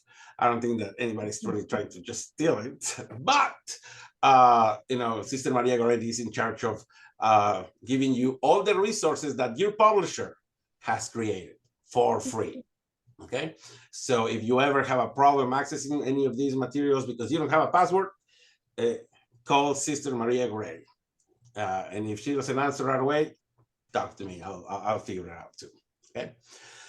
Now, the lesson plans are going to look a little bit different from publisher to publisher. But in this particular one, you will notice that this is this lesson plan something that should be printed for everyone in the classroom? No. No. Only the catechist. And it tells you right here, catechist preparation. And notice that this is something the catechist will read as you begin Unit 3. Note that your age-appropriate Circle of Grace lesson are best included within the time period of this big idea. Right? Check with your DRE PCL if you need more information as to schedule or content for Circle of Grace. It gives you here, again, the essential question, the unit, the theme, some of the themes, and the textbooks. This is going to be, the kids are going to have the textbook. So this is going to be making reference to the content of the kids will find in their textbook. Okay. Now, in this particular lesson plan, Loyola chose to show you what ideally the kids learned last year and what they will ideally learn next year, right? Now, we are aware that sometimes they did not go, they come to third grade and they were not in second grade. So it's not your fault. You're not obligated to teach everything. You're not obligated to catch them up because this curriculum has the model of a spiral. So every year the themes repeat. Every year it is the essential question that adapts to the age of the learner, and it goes deeper, right? And it goes to a different angle, but the themes are the same ones. It goes as a spiral. So that way, if somebody is coming from never having been to CCE and they are in 7th grade, well, you know, after a couple of years, if we manage to keep them around for 2 years, 2-3 years, they will have touch on all the topics. Okay, but this is all it's trying to do. I could explain to you everything that it says here, some references to the catechism, reference to all of that. Don't complicate yourself with that, at least not yet. Okay, but notice that once it gives you this overview, lesson sequence. Keep in mind, this is what the catechist is reading. This blue handprint, and of course, every lesson plan might be a little different. This blue handprint is displayed wherever an adaptation to the lesson is provided. This will assist you in teaching diverse learners. So this little blue, now this is this is something that Loyola Press did. It doesn't mean that every other publisher will also have the little blue hand. They will have something else. I don't know, a circle or something else, right? Just so that you don't expect always the hand. But for Loyola Press, this is what they decided to do. So every time they have, like here, right? It's a reference to, it says here, an contrition, order worksheet, and exit slip.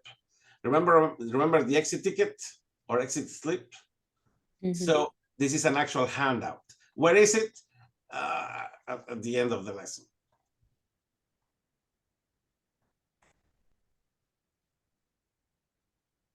Mm-hmm. So this is what the little blue hands. I think this is the one that it was referring to.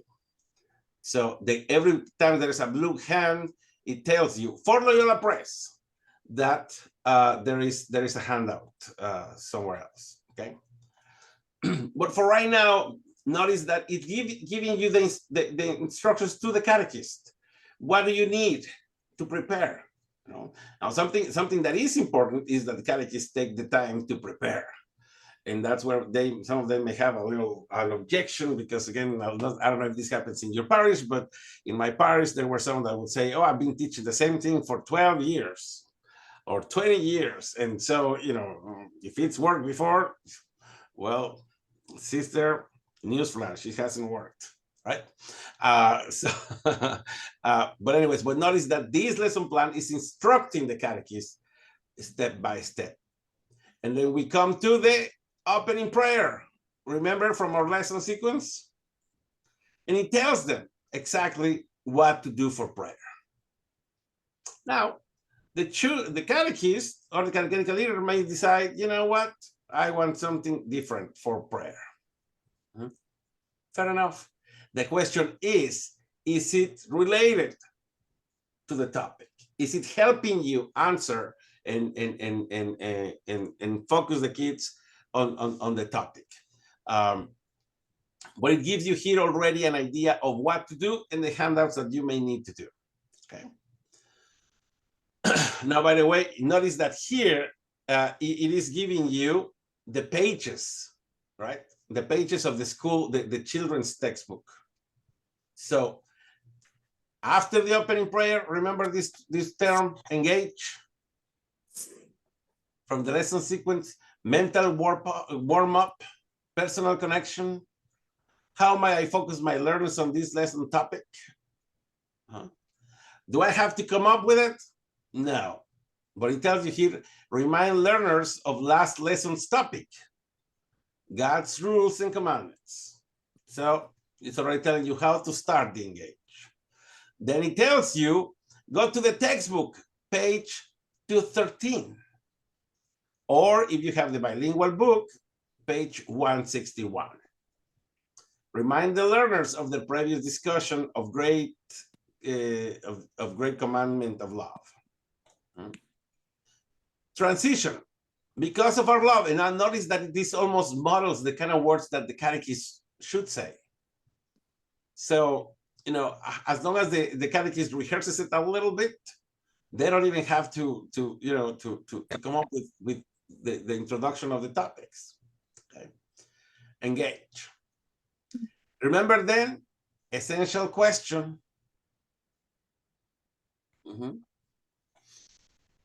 What question do I expect learners to be able to answer by the end of this lesson? And here's the question. Why and how does Jesus Christ want me to make good choices? Right. And remember, this is the one that you presented. You can create a little slideshow, right? Of course, ideal, or you can write it down, or you can print it, or something else. But it tells you this is the moment where you introduce it to the learners. Remember the explore? Anybody remembers what the explore is for? What do we explore? What do my learners? What do they know? Exactly. What do the kids know? What do they already know? Mm-hmm. And it tells you to take, to do the explore. Go to the textbook, the kids textbook, page 129. Unless the kids have the bilingual book, then go to page 9. Show the assortment of fruit and candy. Then follow the book. The PCG is like, I guess, Parish. What is it? What is the textbook? Whatever it is. And so but you see how it's telling you, you don't have to come up with any of it. The catechist does not have to come up with any of it. All the catechist needs to do is to prepare this, view the textbook, maybe rehearse it a little bit if the person thinks they need to do it. After the explore, what comes? Explain and check for understanding. Once you're ready to implement the catechist training, and you have a training specifically on your textbook, and by the way, this is not something that you necessarily should be paying for. You need to go back to your publisher and say, hey, we're going to adopt the curriculum, we need training, and I want you for free. Well, not really for free, because you're buying thousands of dollars in textbooks. I want you to send me someone to train my catechists on how to use your lesson plans. And they should do it. And if they don't do it, well, they're not doing a very good job. Just tell them that you're going to explore other options, and they will get nervous and send you someone. Just don't tell them that I told you. Other catechetical leaders are saying this. So, but in this case, you need them to teach us the correlated lessons, right? Well, see, here's the deal. The deal is that, yes, these are correlated lessons. The thing is that one thing that causes a lot of confusion is that before these lesson plans were made, all that was available was a correlation page, in which they would tell the catechist, for this lesson, go to this page and this page, that page and that page. But it was not detailed. Okay. But with these lesson plans, forget about the correlations. Okay. Don't try to get fancy on me right now. The first couple of years, don't get fancy. Just use the lesson plans, and then you can improve their work if you want to. But for right now, as long as you have the lesson plan, forget about the correlations. They already did that job, that work. Okay.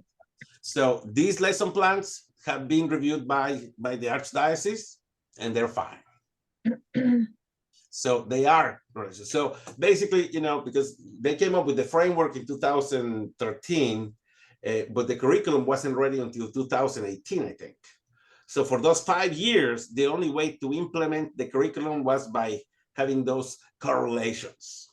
But it's just, you know, you look at it and it looks like algebra. Mhm. Ain't nobody got time for that. Right. But thankfully now, forget about correlations. You don't have to do any of that. Just take the lesson plans and run with it. Mhm. Okay. Because here it tells you what page to go to in Exactly. the catechist guide. Okay. Exactly. Right. Yeah. And in the textbook, right? Mhm. Remember, you can substitute the teacher's guide.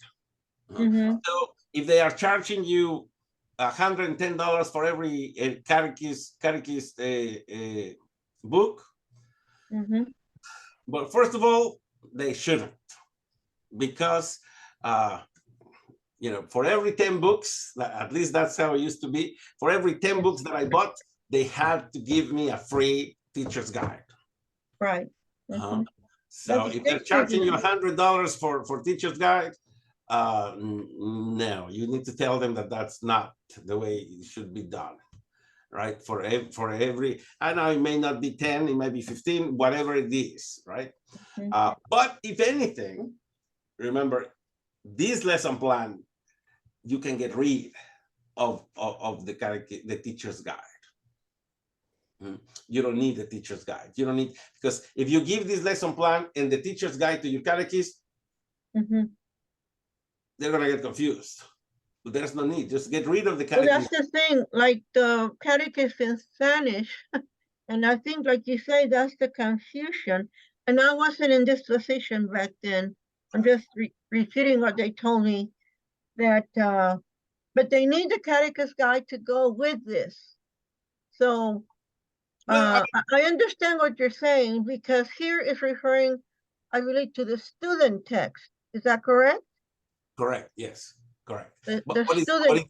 it's giving them the instruction Mhm. to the instructions. Right. I mean, and you know, this is where you know, at some point before you start implementing, you need to sit down with your catechist. When they go to train you, when Loyola Press sends you someone to train your catechist, that's where you tell this guy, hey, you know, do my catechist really need to use this teacher guide? And he might, you know, but make sure that they send you someone to train your catechist, and that person actually leaves your catechist knowing what to do. Probably what is going to happen, because publishers, That's my doubt. they already have some people in Houston, like from, you know, sometimes it's some of their own clients, and they will send that person to your parish. And so that's you know, one way that you can figure out whether they do or they do not. Now, in Spanish, some of the lesson plans have been, you know, it's been taking some time to translate and all of that. So maybe that's why in Spanish they were still trying to do the correlation. Again, the correlation looks like algebra, and I don't know about you, but that's why I'm in ministry, because I don't like algebra. So what I'm understanding you to say, Miguel, is that you don't need a catechist guide to implement these lessons. Correct. The students need their textbook, but the catechist only will teach and prepare with these catechetical framework lessons, correct? Yes, with this lesson plan, yes. Okay. I mean, again, at some point, after a year or two of using these lesson plans, maybe you and the catechist are going to say, you know what, let's improve them. Let's adapt them. Let's change it, right? And so then, okay, let's see what else is suggested, right? Let's see what other, now something that might be even more useful is some of the publishers also in their lesson plans, and that is something that I guess, as you know, for instance, the lesson plans that Augustinian Institute is writing, because they have the benefit of seeing the other lesson plans, and perhaps they saw some of the weaknesses. Well, these ones have like they have like they're like digital, and they are linked, because they have also all like, you know, I don't know, 20,000 videos informed, and they have Yeah. developed like really cool little videos for every age. Mhm. So they have that already sort of in here. So okay. I don't know exactly what it takes, you know, to access Loyola Press videos and other resources. That's something that, you know, if you have Loyola Press, you need to have that representative send you someone to teach you how to do it, right? But I would say, but yes, I am saying that the first year or two that you implement the curriculum, do not confuse your catechists by giving them a teacher's guide and a lesson plan, because the textbook, the teacher's guide is going to tell them do this, but the lesson plan is going to tell them something different. And you don't want them to feel like, oh, I can choose, right? Plus, you know, it's actually more confusing. It's like, okay, because you may feel, well, I'm doing what the textbook, what the lesson plan says, but they gave me this book, so I'm probably missing something. So just as long as you tell your catechist that, you know, they don't need it, as long as they go by this. Now, if they need some resources from the book, okay, fine, right? But primarily they need to teach with this. And notice, this is very simple. It even says, you know, say things like this. Right. It's almost, it's not only a lesson plan, it's almost like a script. Now, of course, we would hope that they will rehearse it so that they are not technically just, you know, reciting, right? But notice the next step of the lesson, evaluate, remember? And then extend. That is one that we didn't have, extend. But, you know, notice that it says here optional, right?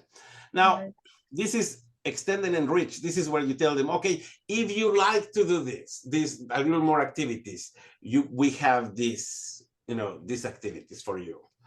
Typically, you know, we're trying to get to stop giving homework as such, that they have to take it home and answer it and then go back and then grade.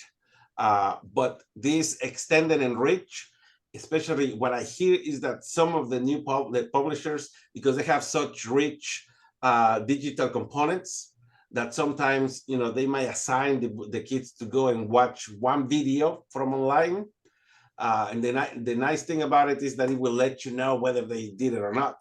But what I hear is that sometimes if the kids go to watch this one video that you assigned and they find 20 other videos, they might be tempted to watch the other 20 videos. So, you know, while we're trying we suggest to stay away from actual homework that is graded and that you expected back. You know, extend and enrich, yeah, by all means, if we can send them into, if their element is digital, well, hey, you know, give them a little assignment digital. Like I said, what I'm hearing some people saying is, once they go and they do this one assigned video, sometimes they just stay and watch other videos. And I hope this gives you an overall idea, right? Closing prayer, parents connections. So that is, yeah, an extra, right? It's a little extra that you may be in a position to share with the parents or may not. But this is really all you need to know to start thinking about implementing it. And I think this makes a big difference when you have the mindset of basically, you know, these lesson plans are taking the place of the teacher's guide, right? Well, it is not so much after all. You don't have to make a lot of copies.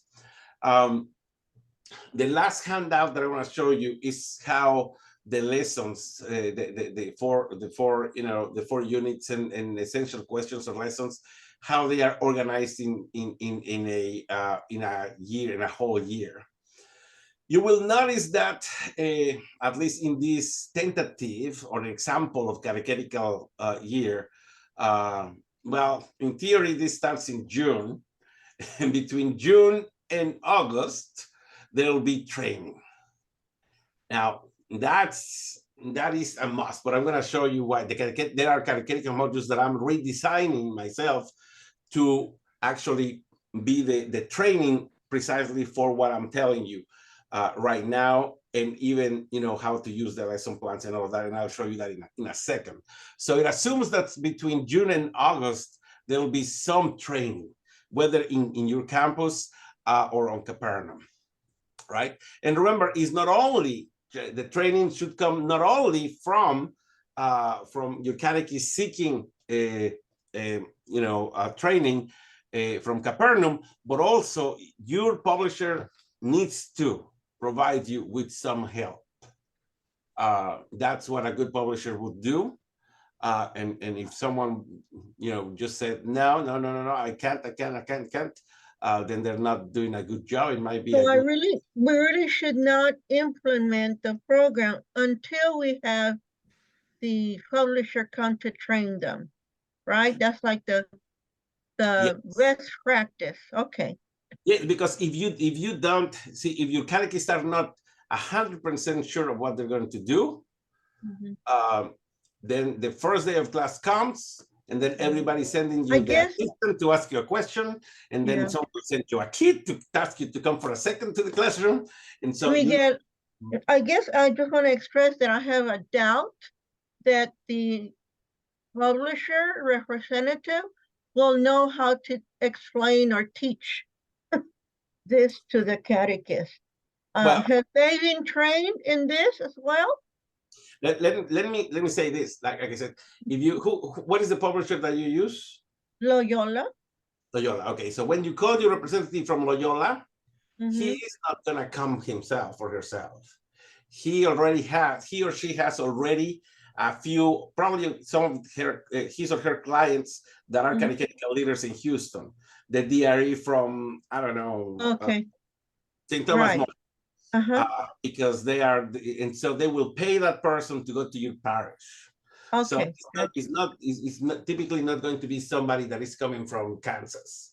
Got it. They already have someone here that will go, that is part of the archdiocese, and that is implementing them. And that is something that you need to make sure, you know, whenever they send you someone, is make sure you talk to that person, and that person is already implemented, and that person understands what you need them to do. And what you need them to do is, I want you to help my catechist be able to teach using the lesson plan of the curriculum, not the catechist manual. I want you to teach my catechist to teach the lesson of the curriculum, right? Just make sure that is clear. But I'll show you in a second the modules that I'm redesigning, and they are also intending to do just that. But what I'm saying is better double than single, right? Thank you for clarifying that. I appreciate it. No, sure, no problem. And so as you can see here, usually this has, in this sample calendar, there's an in-service for catechists, for Catechetical Sunday. You know, usually, I don't know whether you're familiar with this or not, but there's usually a theme for the catechetical year. It's a theme for catechesis set by the bishops of the United States. And so it can be a little retreat, a little talk about reflection for your catechist. Again, this is suggested. It's up to you whether you're able to do it or not. It even suggests a parent orientation, right? And then catechetical Sunday, so some I guess preambles. But not is that. Here's, there are some extra lessons, some optional lessons, like there is a lesson, a basic lesson on the Bible. Notice that in this, sample calendar, before you jump into the lessons, you could do one lesson on the Bible, how to read the Bible. And they have a lesson plan for it. You notice that it's in blue. So I guess if I was looking at the digital copy here and I click here, it would take me to the lesson plan, for that. It's a sample, right? You decide whether you want to have that lesson there or not, but you will have the lesson plan available. And of course, you'll have the essential question, all of that. And you can see here, right? Again, the example, they supposedly give it to you by dates. In this sample calendar, you notice that by the time that you finish the 2 essential question lessons in the unit evaluation, well, it's time for All Saints and All Souls. So there is a lesson plan for that. So anyways, okay. So that's what this page is supposed to do, give you one example of how you organize the category. But the interesting part of it is that you see the elements that are not per se in the curriculum, like this lesson, basic lesson on the Bible is not already included in the curriculum per se, but it's available. That's why it's an active link, okay? And the same thing goes to with, okay, what's happening to my mouse? No estoy. No estoy. I don't know what's happening to my mouse here. Okay, well, anyways, so you get the idea, right? So it gives you you know, samples of how you can make sure that you have a well-rounded year. It includes, you know, the dates where you might want to introduce the lessons about Lent, about the liturgy, and that stuff. Okay. All right. So, and this is the last handout. Remember that this is Loyola Press rendition of the lesson plan. There are other publishers, and so in any case, that's important. Okay. All right. So we're almost done. But here are some of the steps that I would suggest that you think about. Assuming that you're not already implementing it. But the first thing is talk to your pastor, right? Now, there might be some of them that might tell you, well, you decided you do it. You know, there are some pastors that might say, I don't want to be involved. But there are some pastors that may want to be involved. And ask them, how much would you like to be involved? And I would say, sell the idea, right, about missionary discipleship. Monica, I know that your pastor, he would be excited. He seems on fire. He seems ready to want to do something, right? And so if you say, and the idea here being, you know, this curriculum could be adapted. You know, we have the lesson plans for you know, elementary, for junior high, and I think for high school too. But not for adults. But if you tell them the concept of the essential questions, you could have a parents class. When the kids come, they don't drop off the kids, you know, and they could have some kind of class also for the parents.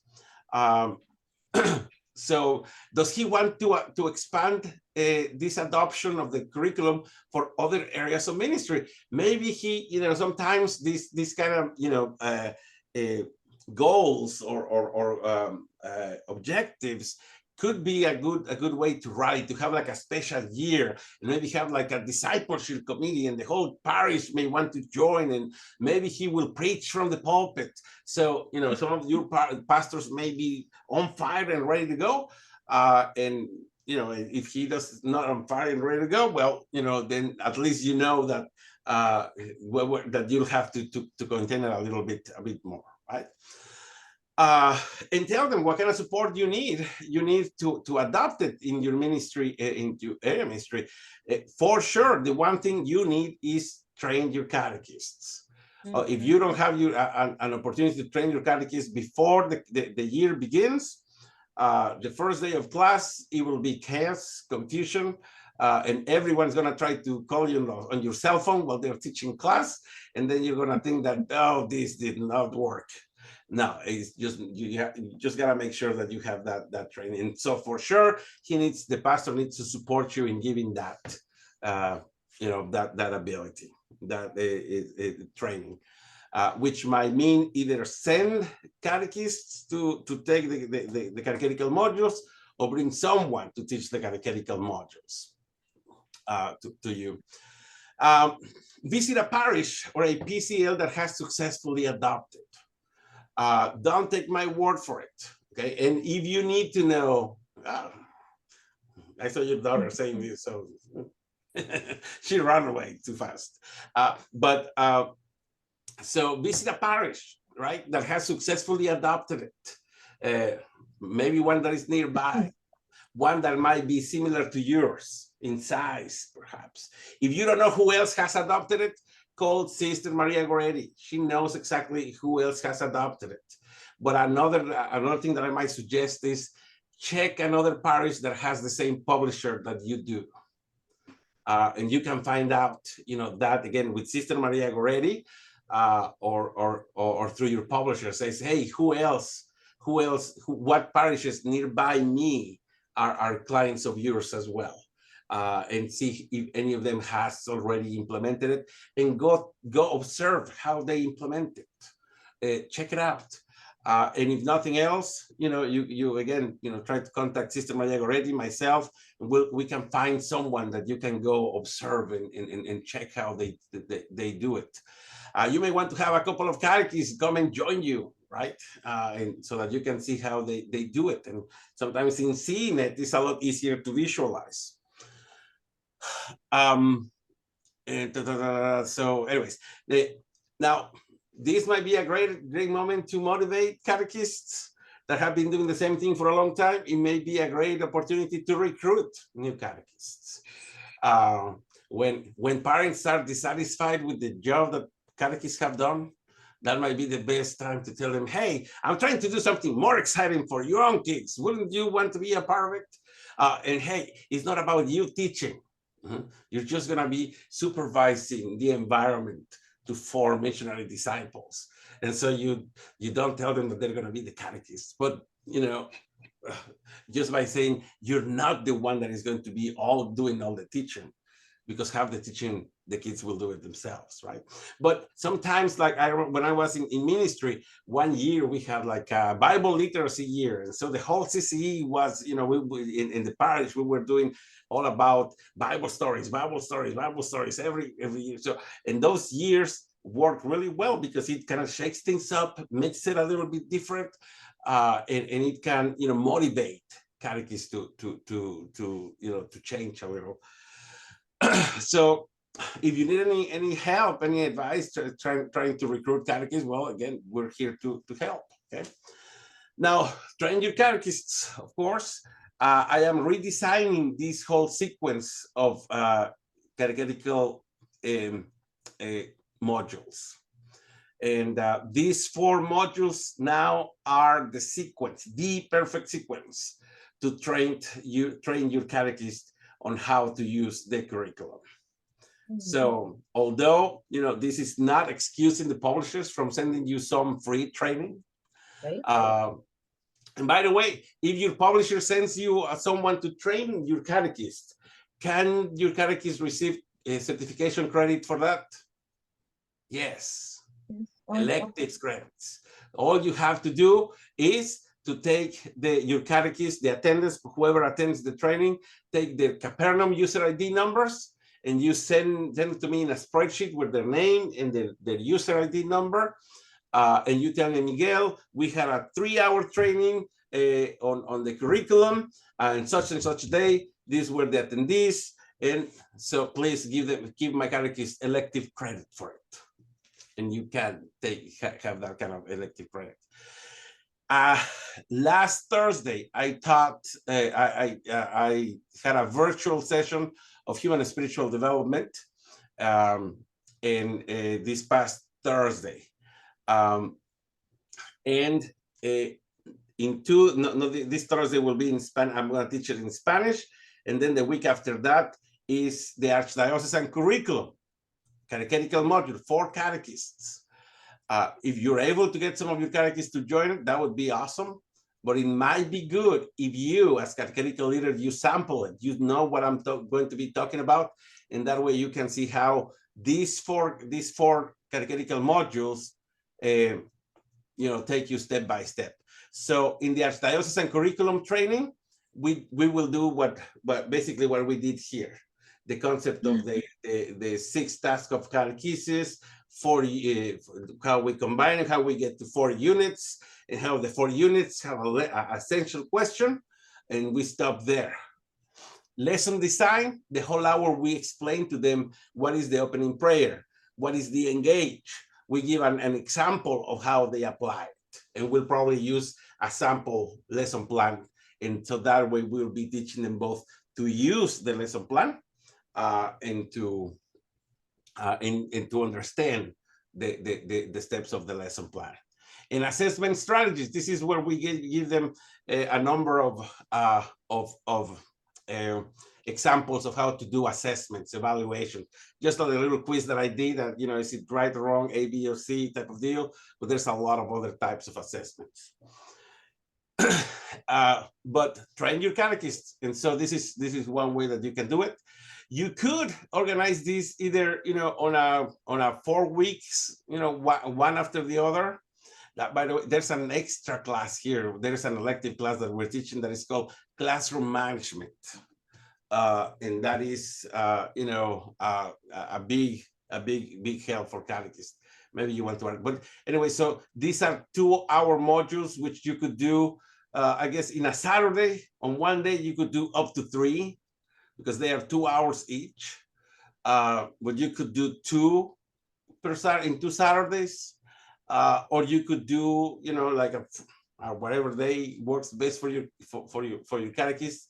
If you teach CCE on Wednesdays, when the year is over, well, perhaps you can, you know, by then they can be ready to start training, and instead of them going to teach, they can go and relax and learn, right? And you could have like 4 sessions in a row or something like that. How to do that? You contact me, okay? And I connect you with instructors, and we'll figure the whole thing out. The only expense associated with a catechetical module is the stipend of the instructor. For you guys that you are in Clute or Navasota, the stipend, I would be probably, the stipend is $100 per module. But if the parish is a little further, $25 for gas is not too much to ask, right? If you're in town, you know, those $25 you don't have to pay. And it's done through Capernaum, but you get in touch with me. We organize it, we put it on Capernaum so that your catechist can register. You can do it free for them. You can charge them. You can, you know, charge the people that comes from outside of your parish. So that helps a lot. Okay. And like I had told you, you know, contact your publisher. They need to you know, to help you. They need to help you. They need to give you a good reason to keep them. And just in case, tell them, do you know that there's going to be a Publishers Day on April 11th, in which I'm going to be able to sample other publishers. And that is true. In April 11th, we're going to have a Publishers Day in the Chancery. So all publishers are going to come, have a little session or display. And so, you know, call your publisher. I'm not telling you to change whoever your publisher is. Give them a chance. Talk to them. You know, talk to them about price. Talk to them about costs. Talk to them about some free training, because you need it and you deserve it. And last but not least, Sister Maria Goretti, who is, you know, just a beautiful person. She's so cute. You can never say no to her. And she's in charge of the curriculum in the Archdiocese. So she has the passwords, she has the keys to the kingdom. Invite her to come to your catechist. She's so in love with the curriculum that if you say, Sister, I'm going to have a teacher's meeting, I would like you to come and help me get my catechist on fire to implement the curriculum, she will do it. It's part of our job, but she would love to. Just give it enough time, right? So that there is, you know, it can be planned. But Sister Maria Goretti she's your ally in this. All right, and one last thing. You don't have to go big or go home. You can start small, right? If for some reason you don't have the support that you want to do the big change in the same year, you can start small. You can start with first grade or with second grade, or maybe with 5 catechists, because I have, I have 10 catechists who are so set in their ways that I'm not sure that they're gonna get on board, but I have 5 catechists who are younger and excited. All right, start with those 5 catechists. So don't feel like you have to do the whole thing at once. You can go by in stages, just whatever it takes, as long as you set yourself for success. All right, well, I've been talking nonstop for 2 hours. Over 2 hours, so I was a really bad example of the lesson sequence, but I hope that it's been useful. Any questions? No? Do you feel more inclined to wanting to adopt the curriculum? I hope. Yep. Yeah. Awesome. Yep. Excited. Awesome, Monica. And remember, in the Office of Evangelization and Catechesis, we're here to help, to cheer you up, and to actually go visit you. I mean, you invite us, we go. All right. Isn't that true, Monica? Yes, Yeah. it was. Yep, you were here. Monica invited me on Saturday, and Wednesday I was there. I had a great time. Any questions or any comments? No, just thank you, Miguel. This was really good. Thank you so much for Thank you, Connie. I'm so explaining it glad so well. Thank you, Connie. I'm so glad you're getting better. I did not Thank know you. that you have had a stroke, but I'm certainly glad that you are. Yes, I am. Thank you. All right. And Jessica, Monica, you were the brave ones that interacted face to face with me. I'm not calling the other ones cowards. I would be unkind. Oh, Margarita, I finally saw your camera now. I'm just kidding. It was so amazing. Thank you so much. And I'm wondering if I can be tomorrow as well, which will be in Spanish, right? Yes, you can. And I was kidding you. I was It's a lot for me, and actually I do not have experience, but I want to learn about more of this. And of course, today is good, really good. At least I have the idea. And of yes, course, you can little by attend little, tomorrow. I will get it. That's why I asked if I can be there, if I can join tomorrow as well. You can attend tomorrow. Well, yes, by all means. Hopefully, you won't need it beyond that, but if you want to do it next year too, you'll be free. It is meant to be an accompaniment process. It's been, with the recording, which we try to be very flexible, and maybe that backfired a little bit, but because there's a lot of people that has been watching the recordings, and so we haven't had as much interaction. But this session was awesome. Thank you guys for being here. But long term, the idea is for you to know that this is our job, this is our ministry. You are our ministry. So never hesitate to give us a call, to email, to say, and if ever your pastor says, no, we don't have the budget for you to do something, just email me and we'll fix it. I'm not saying that I'm going to beat up your pastor. I'm saying that I'm going to get it for free for you. Okay. Okay. Thank you. Thank you, guys. Thank you. Thank you. Yeah, good evening. Bye-bye. Everybody have a safe night. Good night. Thank you, Good Connie. night. God bless. Thank you. God bless you. Keep getting better. Thank you.